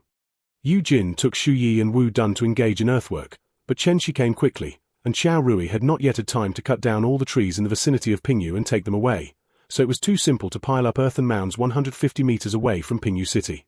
Just 2 days. 7,000 people have no brains using giant logs, clods, and stones. Garbage and other various things are piled up on a soil slope of about 100 meters, and it is still possible for people to do this kind of physical work. Seeing this situation, Chen Shi can only say, IQ, isn't the war just to make the other party unable to do what they want to do? As a result, now seeing the other party playing happily, I can't go up to give some color to see, and I'm still watching the excitement. Isn't this looking for death?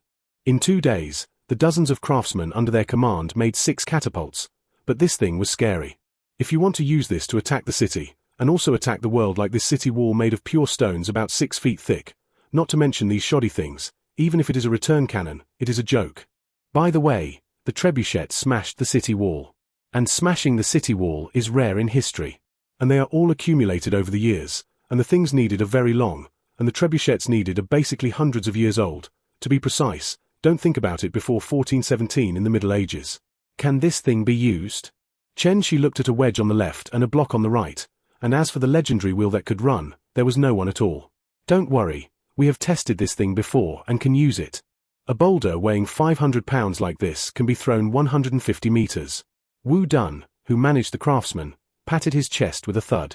Chen Shi looked at these 6 things with a suspicious look, and the size of each part was different. Is this to force me to set the accuracy and create an assembly line to exploit you? Forget it, don't talk about you, throw one and try, if I'm sorry for these century-old trees, hum hum. Chen Shi waved his hand to signal Wu Dun that he didn't need to explain, just go up to the stone. Brothers, get ready to go up to the stone. Wu Dun turned his head and roared. I saw that a group of people first struggled to get the big arm of the trebuchet right, and then Wu Dun threw a small grinding disc into the basket on the side of the big arm. Military strategist, please step aside a little. Wu Dun did 2 chest expansion exercises. This thing is a bit dangerous. Then dozens of soldiers with inner chi let go together, only to hear the sound of force U. The big arm of the catapult threw out the stone bullet and smashed at the soil slope. The earthen mound piled up in the past 2 days was trampled on by this group of people under the scorching sun and directly crushed into dust.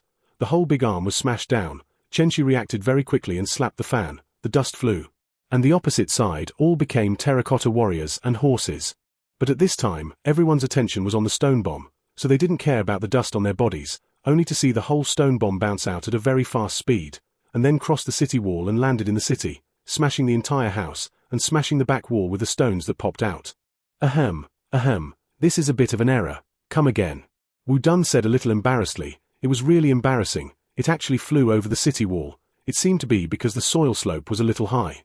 After Wu Dun threw 5 shots in a row, one finally hit someone. The scene was really miserable. The whole person was concentrated head-on by a stone bullet of hundreds of pounds, and was directly beaten into minced meat, and then the stones smashed the upper body of the 2 people behind with a lump of meat paste. Chen Shi turned his head and left. He really couldn't bear that kind of scene, especially this body was deaf and eye-catching, and his strong dynamic vision could almost see how the whole person was crushed into a ball bit by bit. Military division, there is indeed something wrong with this hit rate. Wu Dun saw Chen Shi turn around and left, and thought that his performance was actually dissatisfied with Chen Shi, so as not to put small shoes on him. Build a few more, don't ask for a hit rate, just smash it casually. I didn't think about relying on this thing to attack the city, just to discuss the opposite side. You and Meng Kang, Shu Ding, sent troops to garrison under the earthen slope, and in 2 days then build an earthen slope in front of you to suppress the archers of the flat carriage on the city wall with bows and arrows. Chen Shi waved his hand to signal that the other party didn't have to do this, and in order to reassure Wu Dun, he also asked to build a few more. Hey! Wu Dun bowed. As long as Chen Shi continued to let Zhao go, it would be nothing. If he turned his head and left without saying a word, Wu Dun felt that he needed to think about it.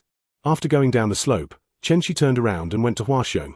Don't think about the strong attack on Pingyu City.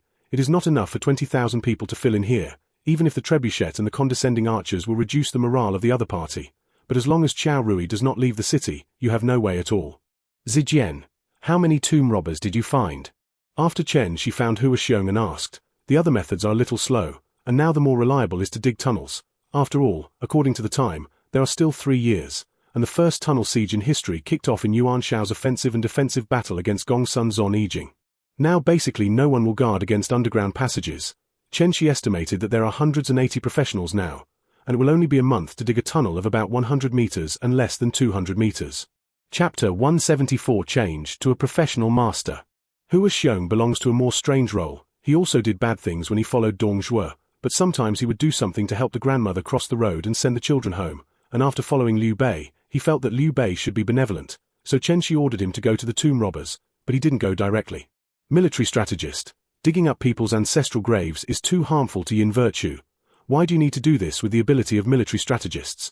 When Huaxiong heard Chen Shi ask about the things he had been told to him, he immediately knelt down on one knee and admonished. He really couldn't bear Chen Shi's reputation because of the attack on Pingyu. Ha! Zijian, what did you say? Chen Shi scratched his head and asked. Dig the ancestral grave of the Yuan family. Huaxiong said in a low voice. Chen Shi brushed his face with his hand. Zijian, your heart is too poisonous. This kind of thing can be done, but it is indeed a good way, as long as you dig up the ancestral tomb of the Yuan family and place it under Pingyu City. Even if Qiao Rui knows that he will be defeated, he has to fight, and even only needs to do one thing. Qiao Rui needs to send troops. Well, this method is good. Military strategist. Don't joke. Huaxiong said solemnly. Okay, the dead are the bigger. I'm not that far yet, don't worry. I'm just asking you to find some professionals. I didn't look at let when Zi pile up an earthen mound and dig out the water. Chen Shi shrugged his shoulders and said. Hua Xiong's mind hadn't turned a corner yet, and he didn't understand what Chen Shi was talking about at all, so he could only look at Chen Shi blankly, hoping that the other party would explain. But now he knew that Chen Shi didn't want to dig up the Yuan family's ancestral grave outside the city. Alas, don't you think it's much easier for us to dig a tunnel and open the city gate for a few hundred people than to attack the city? And tomb robbers do this kind of thing at the professional level, and I built an earthen hill to see it almost clearly. Let them see it visually. It is not difficult to dig a road. It is much easier than tomb robbery. It is to dig a tunnel. It can be done in about a month. Yuan Shu does not return to the army. We drag it on for a month, and the current situation is completely stress-free. Chen Shi said that in this case, there is no need for earthwork to reduce casualties, which is simply sorry. Alas, but if it weren't for giving Liu Jingxing a little face, we should have piled up the slope directly from here to Pingyu City. It's only 3 or 5 months. Chen Shi said helplessly. Hua Xiong was stunned for a moment, and then instantly understood that this was a visual blind spot, and a strategy that no one had thought of was a good strategy. At that time, the Xiongnu were beaten into dogs by Li Mu, not because the Xiongnu did not expect Li Mu to squat under the grass of the prairie to set up an ambush, and as a result, more than 100,000 people were directly killed. Now Chen Shi's set of tunnel digging is a good strategy that no one has used, and Hua Xiong understood what he should do in an instant. As for the tactic of another pile of earth and flattening, it is extremely amazing in Hua Xiong's opinion. As long as there are many people, it will be drizzling. Anyway, even if you have a military advantage to attack some cities for a year or two, this trick will only take 3 or 5 months, and the excessive pile is higher than the city wall, which is completely the rhythm of beating the opponent. I can't say which year it will be used. Please also ask the military strategist Hai Han. Xiong will go and arrest all the tomb robbers in Runan. Hua Xiong said with his hands clasped. Chen Shi said military affairs, and he instantly understood that he had been delayed for 2 days. Work will definitely start after dusk today. Twilight. Chen Shi squinted at Hua Xiong. Do you still understand this? I understand a little. Hua Xiong said a little embarrassedly. Dongzhuo did this matter more easily, and after a long time, he naturally understood the taboo. People are found, you can take them to see where they are digging and where to start construction. Don't dig up even the water for me like Wen Ziyi. As for how to cover it up, it's up to you. If things weren't urgent, we should have used some stupider methods, such as piling up a slope and pushing it flat. Chen Shi said that this matter was handed over to Hua Xiong, and then took it out of the ban on the negative teaching material. But it is also funny to say that Yu Jin asked him to build a mound of earth. He sent someone to cut wood, dig soil, and then dug a pit where the soil was taken, not a few meters deep, and the next day it came out of the water, and now it has become a small pool. Alas, this is the tragedy caused by the lack of professionals. Because of this, Chen Shi felt that instead of letting Yu Jin dig and dig out water everywhere, it was better to let the professionals come, and if the tomb robbers couldn't even get the tunnel, then bury it. How strong the army is, Chen Shi knew when he was in Qingju. Hua Xiong said that the tomb robbers were arrested before dusk, and sure enough, at dusk, Hua Xiong's men drove more than 200 tomb robbers over, and sure enough, these professional masters will never be missing near the ancestral graves of high-ranking families, and they basically rely on this thing to eat. Looking at the group of thin and slightly rickety young men and middle-aged people in front of him, Chen Shi knew that the life of tomb robbers in this era was not very good. Master, let us go, we don't dare again. I don't know who was the first to open his mouth, and then the group of people in front of him came and went one after another, and even some of them had begun to kneel down and beg for mercy. Chen Shi winked at Hua Xiong, only to see Hua Xiong roar, "Shut up!" All the tomb robbers trembled. Turning his head and giving Yu Jin a wink, soon a box of money was lifted, saying that the army generally did not bring money, but generally speaking, there was money when it was fighting, just like Chen Shi's army did not have money when it left Fan County, and as a result, when it reached Pingyu, the rare treasures were not counted, and there was still more than $1 billion. But this is also something that can't be helped. Passing by other people's cities and not moving the other party's treasury can run horses. Chen Shi feels sorry for fighting this city this time. Generally speaking, if you capture this kind of thing as a commander, you have to take at least 30% of it, otherwise everyone will pass by in front of you, and you will not be at ease. So Chen Shi generously took away the part that belonged to him, and then felt that no business was as good as this. As for the death subsidy, Chen Shi felt that he had taken hundreds of millions of money, and there were not many people who died, and the soldiers died for 10 guan, and he personally checked and sent them, and the disabled saw the situation from 2 to 5 guan, and the horizontally and vertically were less than 10,000 guan. As for the disabled soldiers, as long as they are not dead, have experience on the battlefield, and can go to the bottom of the Tuncheon soldiers when they are disabled. Anyway, the Tuncheon soldiers generally do not fight, that is, they collect prisoners or something. Chen Shi issued subsidies very calmly, and the money floating in the sky was picking up, 10,000 guan or something. Generally speaking, the mortality rate of spirits disinfection and a casual wrap of linen cloth is much lower than that of nothing, although there are often some bastards who steal the wine. It is the instinct of many people to open their eyes to money, and the tomb robbers who were trembling before are now staring at the box of money.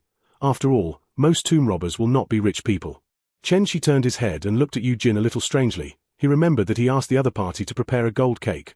Although the volume was not as good as this box of money, why did he replace it with a copper plate now? Should he be so stingy? Chapter 175, Digging a Tunnel with High Salary.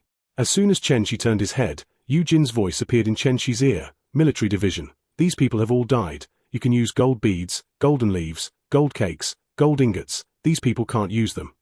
Chen Shi was speechless. He had always been filled with gold beads, and there were copper plates, but no more than 20. How could he know whether these people would die if they used them? But thinking about the situation in this era, it was not impossible for these people to die after using them. Which of you has the highest digging level? Chen Shi no longer cares about gold and copper plates, as long as he gives money and is willing to work. With a bang, everyone dispersed, leaving a rickety little old man who looked to be 40 years old in the middle standing in place, trembling and stretching out his fingers, seeing that a mouthful of blood almost spurted out. Okay, it's you, come, get half the money, Zijian. You take this master to see the terrain, how to do it. Chen Shi saw that everyone recognized that this old man was of the highest level, and he was immediately overjoyed. Look, there are leaders in all walks of life, and it is this kind of person who is wanted. The guy didn't disperse because he was in the middle, and as a result, everyone spread out and stood out from the crowd. But no one said that the guy in the middle was at a higher level than himself. Yu Jin felt a little ashamed, so he turned his head silently. Chen Shi was a little stunned at times. Just like at this time, as long as he wasn't too stupid, he could see that this guy didn't stand up voluntarily, and as a result, Chen Shi directly made this guy the boss. Wow! Hua Xiong used a bucket of money to pack a bucket of money, and then looked at it, and found that he really couldn't hold it, so he casually took out 2 gold cakes from his personal guards and skimmed them into the bucket of money. Take this bucket of money, and mix with me in the future. I need a professional talent like you. Although Hua Xiong didn't quite understand why Chen Shi's tongue-twisting professional talent was called that, he felt that it was very imposing, and maybe one day this kind of person would be useful. Bring it with him. Obviously, in terms of sophistication, Hua Xiong and Yu Jin also have a considerable gap, which is already an act of poaching, but it is obvious that Chen Shi generally does not see this kind of thing. Hua Xiong took the little old man away, and the remaining group of people looked at Chen Shi without tears, knowing that they should have stood in the middle. Sir, is there anything we need to dig up?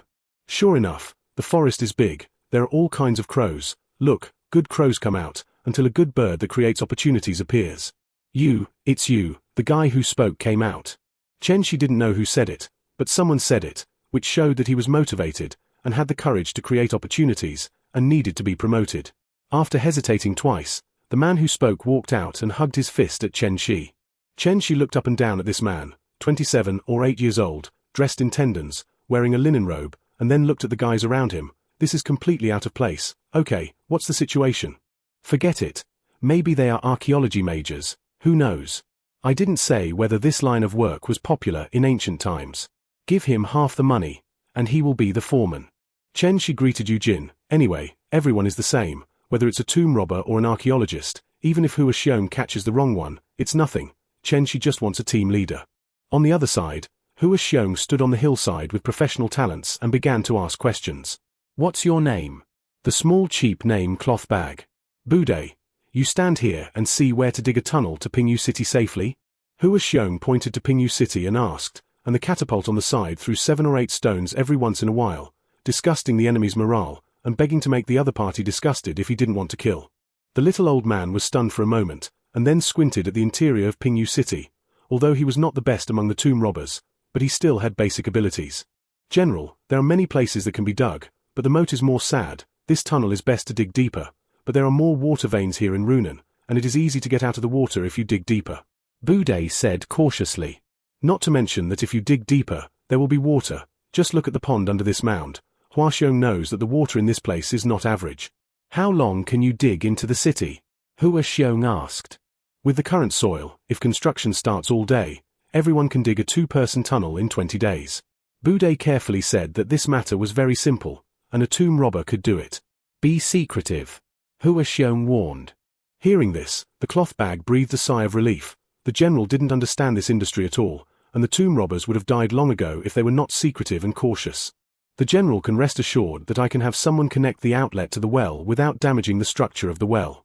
After confirming that Hua Xiong was a layman, the courage of the cloth bag became fatter, and this kind of thing was not difficult for them. Well, just do this, it's done, I won't care about the reward. Hua Xiong patted the bag on the shoulder and said that he was very satisfied, he had completed the tunnel, and the money was all floating clouds. With the designer, although not the best, with the foreman, although I don't know if the foreman has done it, but finally it can start. Hua Xiong is like the owner of the black media mine, he doesn't mind the collapse, he doesn't mind manpower. 18 hours a day, worthy of being a model of black-hearted businessman. As for why the construction took so long, it was also Hua Xiong who heard that tomb robbers are efficient at night, but they can't be wasted during the day. Anyway, this group of people in Hua Xiong's view is the most harmonious. Digging a tunnel is considered to make up for the work, and if it is dug, it will not be blamed in the past. If the tunnel is dug, the collapse of the tunnel can only mean that God can't stand it, and it has nothing to do with him Hua Xiong. As for being tired to death, it can only be blamed on you for not being able to survive. After all, in the eyes of people in this era, the caught tomb robbers should sink into the lake. Because of this, Hua Xiong realized that he was really benevolent and generous, and he caught so many tomb robbers and did not tie them up with the boulders and sink them into the Yangtze River. There is another mound in front of Pingyu. This mound is relatively close to the city wall, but the pile is very high, more than 10,000 people in 5 days of work. Tis-K. After the pile is piled up, Chen-Shi sends people to shoot arrows to the opposite side every day, not to hurt the enemy, only to be disgusted. Anyway, Chen-Shi has seen Qiao Rui scolding his mother several times standing on the soil slope, thinking about it to death. But these are not very important. The important thing is that the tunnel of the Huaxiong supervisor has already dug the moat.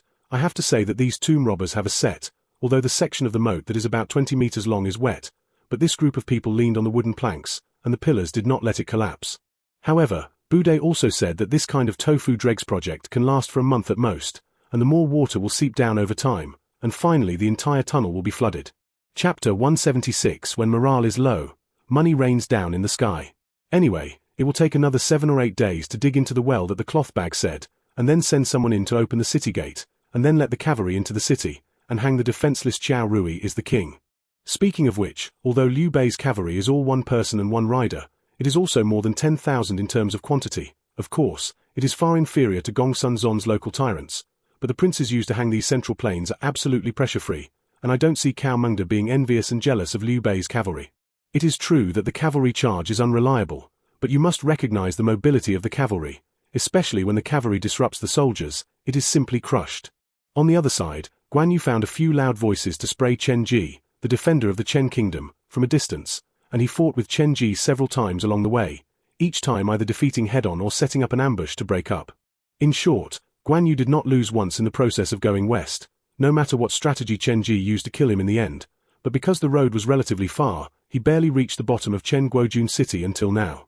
Although every time Liu Yi can find Chen Ji's arrangement very casually, but every time Liu Yi will give a bunch of coping methods, and Liu Yi is obviously a typical example of being broken by Chen Shi, everything must be written down for later use, so it is always a thick stack when it comes to Guan Yu.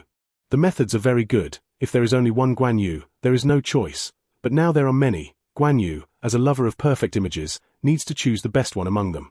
As a result, Liu Yi himself couldn't choose it, let alone Guan Yu, so recently Guan Yu has been fighting Chen Ji while improving his knowledge reserves.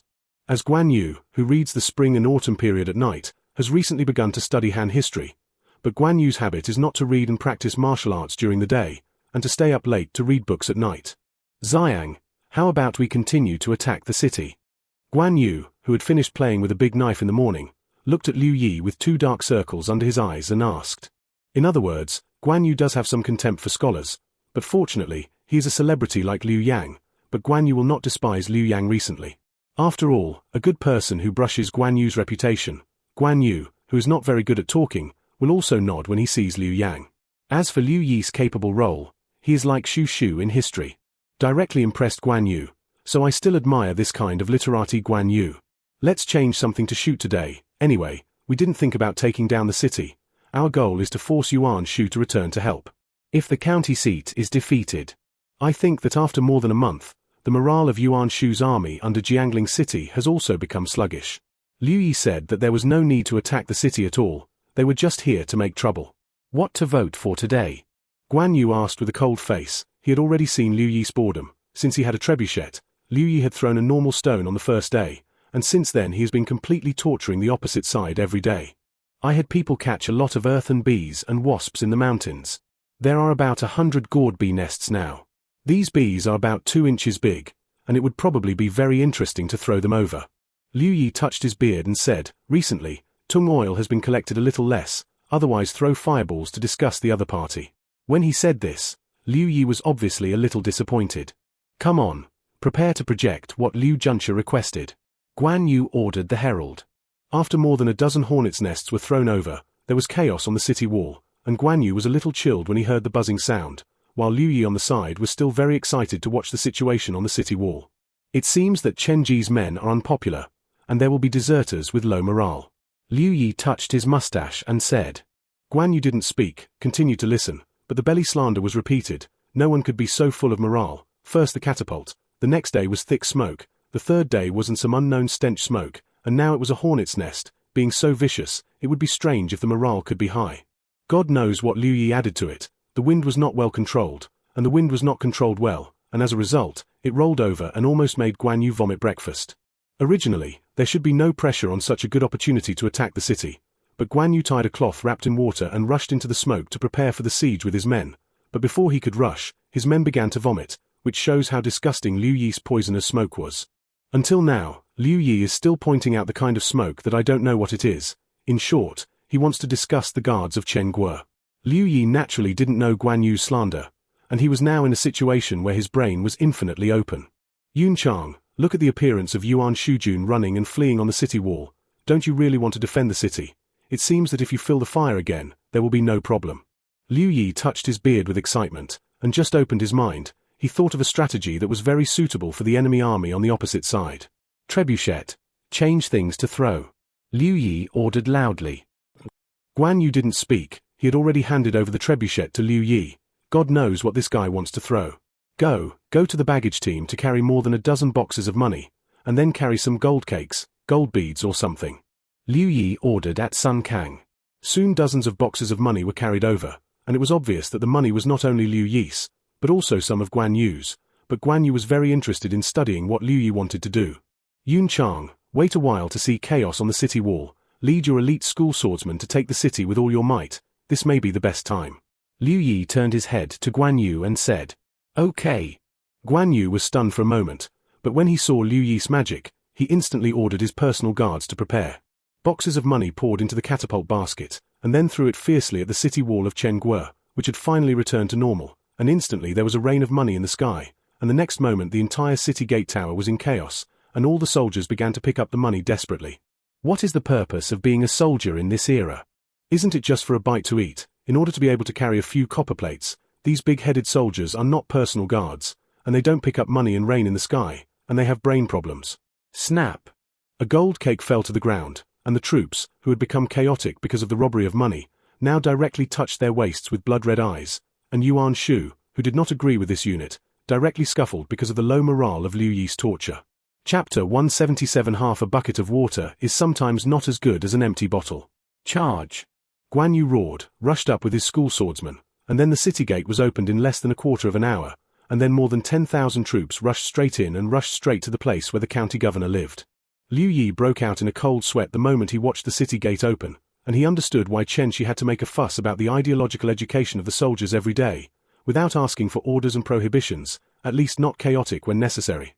At most, tens of millions of dollars will be smashed into the city gate tower, especially in that kind of situation where morale is extremely low, and tens of millions of dollars will be smashed, and the city will be in hand. When I go back, I will use this as a negative teaching material. Liu Yi wiped the cold sweat from his head and quickly took out a pen and paper to start recording. Liu Yi estimated that the morale before, if Chen Ji was present, he probably wouldn't be able to suppress the soldiers grabbing money. But Chen Ji estimated that he could use his knife to deter this group of people. As for whether there would be any hidden dangers, who would have taken care of it at that time? After Chen Ji heard that the city was broken, he ran away directly without thinking. Guan Yu's strength, the power exerted under this chaotic army was simply shocking. Chen Ji felt that if he rushed up, it was estimated that he would be a knife to see the goods of the slaughter. As for how to face Yuan Shu to escape back, this is no longer what Chen Ji wants to consider. On the other side, Joshu stared at Xiao County and looked at it. To be honest, Joshu didn't support Xiao County very much. After all, there were enough benefits, and truckloads of goods were transported back, whether it was money or grain, or craftsmen, pulling back endlessly. Joshua estimated that so many materials were enough for Qingju to squander until the reconstruction was completed. And there was no need to continue to waste manpower on Qiao County. Because of this, Joshua's view is to surround and not fight. Sent people to collect money, grain, craftsmen, and other materials and transport them to Mount Tai. After Joshua explained everything clearly, Liu Bei said that it didn't matter whether he fought or not, since Zhou Wenhe was the military division of the eastern route. After this sentence, Joshua took Liu Bei to Pei County to feel the old Liu's hometown 400 years ago. More than 30,000 people on the East Road gradually withdrew to attack the surrounding county seats when the night was foggy, leaving only Zhong Fei and Joshua to lead 3,000 people to guard an empty camp and challenge under the city every day. Zhong Fei is a coarse nerve, and he has no feelings for this kind of dangerous thing at all, but enjoys it. Every day, he led 1,000 people to challenge under Qiao County City. Anyway, as long as Zhong Zun was not a fool, he would not come down to fight Zhong Fei alone. After more than 10 days like this, one day when Zhong Zun inspected the city defense, I accidentally saw a bird falling into the camp on the opposite side, and I felt a little strange, but I couldn't find where the problem was, so I asked the people next to me. None of them could answer. In desperation, Zhong Zun had to scratch his head and leave. It was night when a person came to the city wall with the seal of the county magistrate of Hao County seriously injured, and then reluctantly handed over all the seals and letters to the defenders, and entered Qiao County along the basket, bringing the latest news to Zhong Zun. But because the county lieutenant was seriously injured and dying when he came, Zhong Zun tried his best to rescue him until dawn, and finally stabilized the injury and planned to ask for information. What? Zhong Zun looked at the county lieutenant Xiao in front of him and roared. Xiao County, Feng County, Pei County, Yang County, Zhuyi, Guiyang, Xiao County, and Hong County have all fallen now, the county lieutenant said as he struggled to cover his wound. Even began to spit out blood foam from his mouth. How is this possible? Zhong Ida comes to challenge me every day under the city of Qiaojun. The entire camp practiced daily drill. Zhong Zun couldn't go on anymore. He suddenly remembered the scene he saw today of the birds falling into the camp, and after saying this, he realized that he had never seen anyone come out of the back camp. Zhong Ida, I will kill you. Zhong Zun roared, all the whole army. I want to take Zhong Fei's dog head on his neck. On the other side, Zhong Fei watched curiously as Joshua sprinkled some millet on the rear camp every day, and some stupid birds even fell on Joshua. Zhong Fei respects civil officials very much, but his opponents are average soldiers, so Zhong Fei respects this extremely capable civil servant very much. Gone, Ida is preparing to prepare for war, and Qiao County is coming down. Saying that, Joshua casually threw out the handful of millet in his hand, turned around and walked towards the front village. Remember that this time Zhong Zun comes out, you can just turn around and run. Zhong Fei scratched his head and said with a puzzled face, what is this? What's going on? That, Zhou Juncha. Why did Zhong Zun come out? I scolded him for so long before, he didn't come out. Why is he coming out now? Zhong Fei asked puzzled, completely unable to understand. Because he is smarter, but unfortunately he is a dead reader, and he will just plan, and it is sometimes easier to deal with a half knowledge than not knowing at all. Joshua said with an indifferent expression while taking Zhong Fei, the victory is in hand. Joshua knew very well that as one of the most powerful generals under Yuan Shu, Zhong Zun had to show something different from others in this battle, and had been suppressed before, and now he had an opportunity. If he didn't seize it, what was the difference between him and the group of ordinary generals who had failed before? The most important thing is that the birds enter the camp. All the military books record that there is no one in the barracks. After all, the birds are born to seek good fortune and avoid harm, and they are very sensitive to the sense of danger. If there are people training everywhere in the barracks, they will definitely not fall behind, which is the simplest evidence. It's a pity that birds are birds after all. As long as all the soldiers hide in the camp and don't go out, and someone scatters millet into the camp, these little birds without many brains will naturally create the empty camp situation mentioned in the military book. Liu Bei's people all came back after the fight, all nested in the camp. By the way, even if there are only 3,000 people, a messenger can come in if he can say it. There is a kind of intercourse called the dead room, although it is not dead. 1,000 yuan to buy a life, it's that simple. The information is true, but the time is 2 days late. The seal, the wound is true, but it seems that there is a high possibility that it will not die. It is estimated that the whole family will be able to live a good life in the future. Joshua walked out with a smile on his face, not in a hurry. Even if it was a conspiracy, he would go down step by step under his ability. Just like this time Joshua took Zhong Fei out of the rear camp. Zhong Zun appeared on the city wall, drew his bow and shot arrows, and his whole body was stirred up and shot arrows at Liu Bei's rear camp with all his might. Without the power of the internal qi to bless the physical object, the arrow flew hundreds of meters before it began to fall, but because it was a projectile, it could barely reach the rear camp, only to see the bow and arrow land. Dozens of birds soared into the sky, and suddenly Zhong-Zun angrily threw his bow and smashed his punch on the city wall. Organize the troops. Zhong-Zun walked down the city wall with an angry face and arranged for his officers, and this time he swore that he would remove Zhong Fei's dog head. Chapter 178, Counting the Strategy Jia won her. During the period when Zhong-Zun was reorganizing his troops, Zhong Fei had already begun his provocative task today. Just when Zhong Fei was showing off his martial prowess, Zhong-Zun opened the city gate and rushed out while roaring, "Don't leave Zhong Fei, and the reward for Zhong Fei's dog head is 1,000 gold, 100,000 money." As soon as these words came out, the entire Zhong Xuanjuan shouted towards Zhong Fei, and I have to say that Zhong-Zun had some ability. At least he killed it in this situation, and the formation behind him was not messy. Zhong Fei was furious when he heard this, and he wanted to kill him, but looking at the clouds above the other party's head, he finally suppressed the anger in his chest and turned around and ran to the left side of the camp. "Ha ha ha, Zhong Fei, you really have no one. Give it to me, destroy Zhong Fei." Zhong-Zun laughed, and then a puma rushed towards Zhong Fei. "Withdraw, withdraw quickly."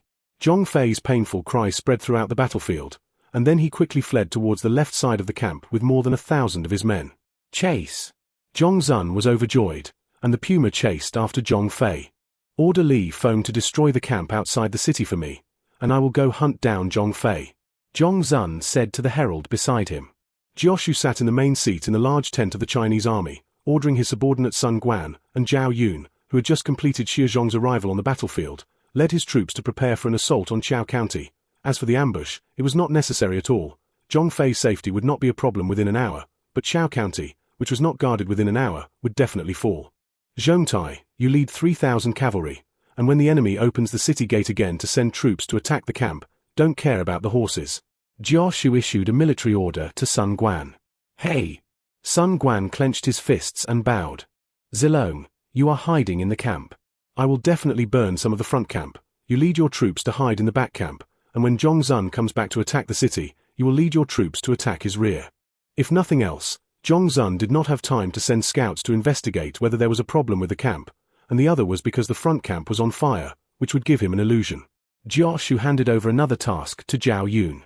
Sure enough, after half of Li Feng's infantry left the city gate, Sun Guan rushed directly towards the city gate, and when the other party was congested and preparing to return to the city, he hit Yuan Shujun's team fiercely, and then the battle began. After Sun Guan's vanguard cavalry crashed into Li Feng's team, the infantry behind quickly rushed up, and then the two were strangled under the city gate. Li Feng knew that he must not let the other party in at this time, even if all these people were trapped here. As long as the city gate is not lost, there will be a chance to save Zhong-Zun when he comes back, but if the city gate is lost, the enemy will enter the city. Then morale will be deflated. If the army is defeated like a mountain, then it will be powerless. Li Feng's sharp eyes saw Sun Guan for the first time. At this time only by killing the enemy general could raise morale, so he attacked Sun Guan with difficulty. But although Sun Guan's eyes were not very good, but the personal guards beside him were also brought out by bandits for many years, Li Feng just moved. Sun Guan also found this leader. It was originally a cloud strangulation between the two sides. In this case, the internal chi of both sides is basically offset, purely competing for their own strength, but it is obvious that Sun Guan's strength is far stronger than Li Feng's, and Li Feng was cut off in just 20 moves, but unfortunately Li Feng's personal guards desperately rescued him and did not let Sun Guan kill the other party directly. At this time, Sun Guan's reaction began to be normal, because he knew that slashing and killing Li Feng was not a necessary event, but a must to break into the city. "Li Feng is dead. Surrender quickly." After Li Feng was cut down, Sun Guan roared for the first time, and then Yuan Shujun led by Li Feng couldn't help but turn his head to look in the direction of Sun Guan, only to see Li Feng's mount standing alone in front of Sun Guan, and suddenly the idea of killing the enemy bravely before was released, and the morale was gone, and he was directly dispersed by Liu Bei's army led by Sun Guan. "Those who surrender will not be killed." Sun Guan roared loudly, and then killed towards the city. Chao County was about to be taken. "General, hurry up." Li Feng's personal guards helped Li Feng mount his horse, quickly informed General Zhong that there is a change in Chao County. The general trend is decided. Jioshu stood at the gate of the camp and clapped his hands with the folding fan necessary for the Taishan scribes. With a smile on his face, enter the city. When Li Feng ran over covered in blood, Zhong-Zun understood that something was wrong. Looking at Zhong Fei who slipped away like a rabbit in front of him, the whole person was about to explode, and when Li Feng finished speaking, Zhongzhen's whole person was dizzy and almost fell off his horse. Turn around! Zhongzhen roared angrily. He very much hoped that Chao County was still resisting at this time, and let him go in and block the inside and outside to kill the group of thieves who dared to steal the city. Zhongzhen was very impatient when he came back, and even when someone fell behind, he was still asking to accelerate, and when he finally came to Chao County, the flag on the city had been replaced with Liu, and the burning Yuan flag was thrown into the moat by Sun Guan laughing. Seeing this scene, Zhongzhen's chest was stuffy, his throat was sweet, the whole person sat on the horse and was shaking, the front was dark, he took a deep breath to suppress all his feelings, ready to withdraw his troops back to Runan. Nothing can be done, it is not Zhongzhen's personality, without any preparation to attack the city, this is to die. Ha ha ha, Zhongzhen, I have taken Chao County today, if you can capture it, you can give it a try. Sun Guan laughed on the gate tower of Chao County. Zhongzhen, who was originally having a splitting headache, suddenly erupted with anger in his chest when he heard Sun Guan's ridicule, and Zhongzhen roared hoarsely, attack the city. Ha ha ha, Zhongzhen, I'll stand here and let you attack the city. If you can take Chao County, Sun Sumu's head will send you off. Sun Guan laughed, completely ignoring Zhongzhen's angry expression. Zhongzhen was furious, but he was persuaded by Li Feng, but the situation was already like this, and Li Feng was not easy to persuade, so he had to plan to take advantage of the period of building siege equipment to persuade the other party, so as not to lose too many troops and generals under the city of Chao County. It's done. Jioshu slowly opened the folding fan, with a hint of mockery on his face, when the army divided some people and began to use the wood of the front village of the camp to prepare for the siege equipment on the spot. Jioshu had already clearly reached the future situation, intellectual and spiritual talent combined. Jioshu knew very well that as long as he was cautious enough, it was not impossible to have no strategy. Jioshu never told others what his spiritual talent was, never, even if he guessed that his spiritual talent might have foreseen when he was young, he did not show the slightest joy, as if he had no spiritual talent. When he gradually grew older, Jioshu relied on his own intelligence to analyze that his spiritual talent was not to predict the future, but to splice out the future direction according to the information he collected intentionally or unintentionally, that is, based on the information mastered by reality, splicing together the future scene. Therefore, the more information he mastered, the closer Jioshu spliced the future was to reality. So Jioshu was confident that as long as he was cautious enough and turned on the spiritual talent that made him feel sick once a day, no one in this world would be able to defeat him head-on the battlefield. Chapter 179 Pingyu City is broken. When Zhongzhen's army dispersed, Zhao Yun, who had been squatting in the rear camp with people, finally waited for the opportunity, carefully touched forward, and then rushed up with people manically. At the same time Sun Guan also opened the city gate and rushed out, while Zhong Fei went around in a big circle and led more than 1,000 of his cavalry to kill. Zhongzhen, who was attacked on 3 sides and was defenseless, was directly defeated, and could only desperately kill along the east left by the Third Route Army. But the original tens of thousands of troops could only be taken out in the thousands, and after this battle, even the ability to harass was no longer possessed. Jiao Junsha, why don't you pursue again? Zhao Yun saw that Jioshu made a stop gesture, so he reined in his horse and stopped chasing Zhongzhen's remnants, but he still asked a little strangely. There is no need, we still have to leave Yuan Highway to contain Liu Jingxing and Cao Mengde. After this battle, the strength of these 3 parties can be said to be somewhat fought. Jiao Wenhe said calmly, his expression as if he had seen the scene of the rich place in Nanyang being beaten to the ground. Chen Zichuan's tunnel has been dug, because there are more tomb robbers, so 5 tunnels have been dug, each tunnel is large enough for 3 people to travel, and the small one needs to be rickety. Wen Ziyi, it's up to you, give everyone a full meal in the evening, take down the flat carriage tonight, and lock the way back of Yuan Highway. Chen Shi solemnly assigned tasks. I will definitely live up to the high expectations of the military advisor. Yu Jin said with a clenched fist. Zijian, prepare the cavalry, once the city gate opens, rush in, whether it is arson or looting, as long as you can defeat the other party, all unreasonable statements can be used. Everything tonight can only be written by the victor. Chen Shi turned his head to Hua Xiong and told him, he would not cause the night raid to fail for a moment of kindness. After all, Qiao Rui's more than 30,000 people were not joking. Hey! Hua Xiong stood up and clenched his fists and said, Meng Kang. When Hu, you 2 each lead 500 cavalry, and go to guard the Pingyu treasury and granary as soon as the city gate is breached. Don't let Qiao Rui burn these things. You 2 discuss, who guards which one will adjust it yourself, as for how to go on the road, I don't need to say. Chen Shi said with a smile. After all, after snooping on the earthen slope for so long, it would be strange if you didn't know where the treasury and granary were. Hey! Wu Dun and Shu Ding stood up and clenched their fists and saluted. That's fine, I'm waiting here for you to take down Pingyu, the Runan administrative office. Chen Shi raised his glass to several people in salute. Then drink a cup. That night, Yu Jin led 500 soldiers into the tunnel in 5 teams. Chen Shi sighed secretly. The tunnel is useless in the future. It is too simple to guard against this kind of thing. I don't know how Liu Yi and Jioshu are. However, according to the ability of the two of them, it is probably not a problem to win the 2 counties of Chen and Pei. Chen Shi looked at the stars in the sky and thought silently. Troubled times. The plan still can't keep up with the changes. The Qingju strategy must be accelerated. This battle is flattering. With these materials, the recovery of Qingju will probably be able to do it at this time next year. It seems that it can barely speed up a little, completely take over a piece of grain-producing land, and finally have the capital to dominate the world. Chen Shi predicted the situation in Qingju. Finally, he breathed a long sigh of relief. Chen Shi quickly calculated the situation in the world, and then calculated the comparison of strength between the parties. In the end, I was completely relieved. As long as there are no accidents next year, I can go on the road of lonely hegemony without the need for my comrades in arms. In other words, it took him 2 years to finally complete his primary goal. After Yu Jin climbed out of the well, he carefully explored around, and sure enough, the area was already empty. After all, the possibility of stones thrown by the trebuchet from time to time hitting here was not small, so those who didn't want to die temporarily stayed in the house of their acquaintances in the city. General, we have integrated people. A team leader came over softly and whispered to Yu Jin. Okay, let's go, Yu Jin said in a low voice. Soon 500 people were first divided into a team of 100 people, and then all the others lurked in this empty house. These people were all Yu Jin's personal soldiers, and their quality and discipline could be regarded as excellent. Yu Jin led 100 people towards the city gate, very generous and arrogant, because he was wearing the armor of Yuan Shujun, and sure enough, the city gate order guarding the city gate was Jin as the team leader of the handover. I didn't expect you to come so early today.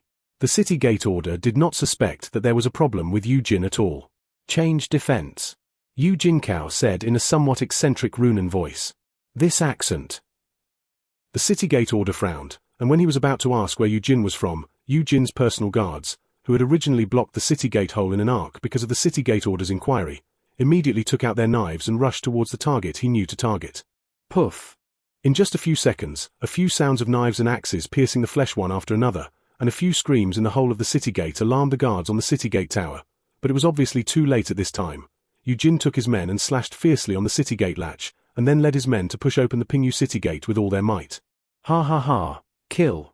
The first thing he did when he entered the city was to throw the torch in his hand towards a room, and then roared capture Yuan Yao alive and ran towards the city. What's going on? Why are there riots in the city? Qiao Rui, who was drinking flower wine, glared dissatisfied at the herald who came to disturb him at this time. The general is not good. The Taishan army has entered the city, and General Zun has led his troops to block it, but because the road is unclear at night and the enemy is unknown, we can't fight back at all. The herald quickly told everything he knew. Just as the herald was talking, Qiao Rui had already heard the sound of capturing Yuan Yao alive from afar, and instantly sobered up most of the time. Anyone in this city can die. That is, Yuan Yao cannot die, because Yuan Yao is Yuan Shu's only son. Qiao Rui clearly knows that if Pingyu loses the most then he will be demoted. If something happens to Yuan Yao, then he will definitely die.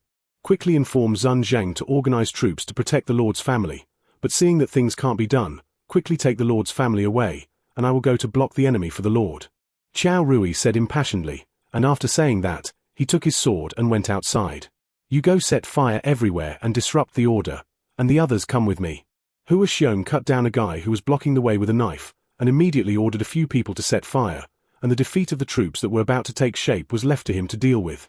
After Zun Zheng got Qiao Rui's instructions, although he felt very surprised by Qiao Rui's loyalty, but at this time it was obvious that he should not waste time. He understood the strength of the Taishan army better than Qiao Rui, and Zun Zheng, who had fought several times, clearly knew that when he could not integrate the army, there was only one dead end with the current Taishan army, so he planned to leave quickly with the Yuan family. Otherwise, once the Yuan family was broken, how many heads would not be enough to cut?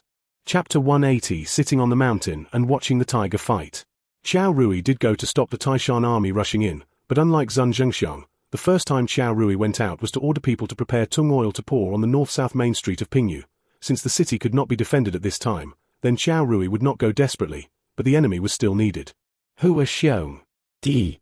Qiao Rui stood at the intersection in the center of the city with 3 or 5 guards alone, and yelled at the sound of horses whose coming from afar. The The rest of his men were sent by Qiao Rui to guard the baggage and supplies as soon as possible, but he did not have the idea of being able to hold it, and more often let these people burn it if they couldn't keep it, and only burning it was the king. Hua Xiong, who went all the way to the center of the city, was stunned when he heard Qiao Rui's roar. He didn't expect that Qiao Rui, who had always been as timid as a mouse in his mind, would choose to fight him head-to-head in this situation. You go somewhere else. Hua Xiong turned his head and explained to the people behind him, "Let me give him a heroic way to die." Hua Xiong still maintains his strange personality, and he doesn't want to be blasphemed by the warriors, whether they are his own people or enemies, so he plans to kill Qiao Rui himself. After saying that, Hua Xiong clamped the horse's belly and killed in the direction of Qiao Rui at full speed. You are all optimistic. As long as you see that guy coming, don't hesitate, throw the tung oil cans and torches out, and I sprinkled tung oil on half the street. I don't believe I can't kill Hua Xiong, Qiao Rui told the few people around him. Hua Xiong's speed was very fast, and he saw Qiao Rui standing under the torch from a distance, although he was suddenly a little uneasy, but he was also fearless. At this moment, a clay pot was thrown towards Hua Xiong. Casually broke it with a big knife. Hua Xiong was a little curious about what these sticky things were, but in the next moment Hua Xiong suddenly realized.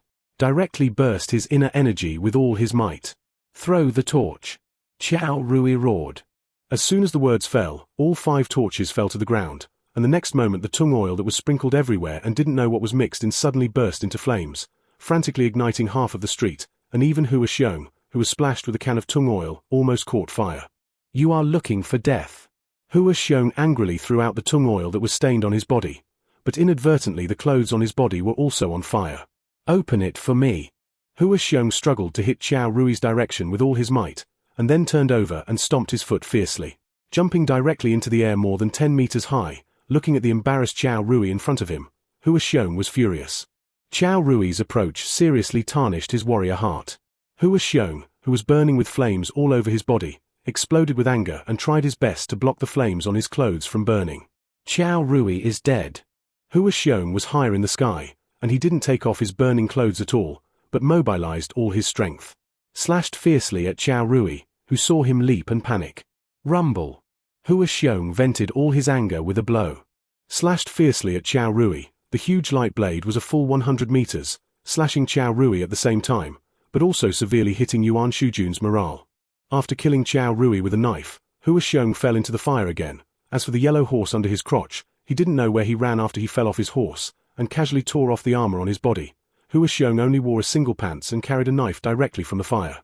This kind of fire field of only more than 100 meters could not stop a master like Hua Xiong at all, if he wanted to burn such a military general alive. Unless someone is willing to use the entire city as a fire field. Looking at Qiao Rui, who was slashed from his shoulders to his abdomen, Hua Xiong spat disdainfully. What he hated most was this kind of shameless guy.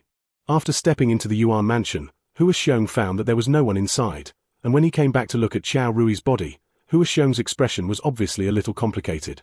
General. But do you want to take the head of the enemy general? A personal guard asked. Forget it. Although this guy is a little shameless, he is also a loyal person, so his body up and find a place to bury him. Hua Xiong waved his hand and said, he habitually thinks about others according to his own. The shouting of killing became quieter and quieter, and finally the entire city returned to silence, except for some places where flames were still burning. The moment Chen Shi entered the city, the sky was covered with rain, and the fireworks of the entire city quickly faded under the sudden rain of this summer. The battle reports of the 3 routes in the east and west were placed on Liu Bei, Cao Cao, and Yuan Shu, the 3 important princes, within 3 days. Liu Bei was naturally overjoyed, and there was no more worry.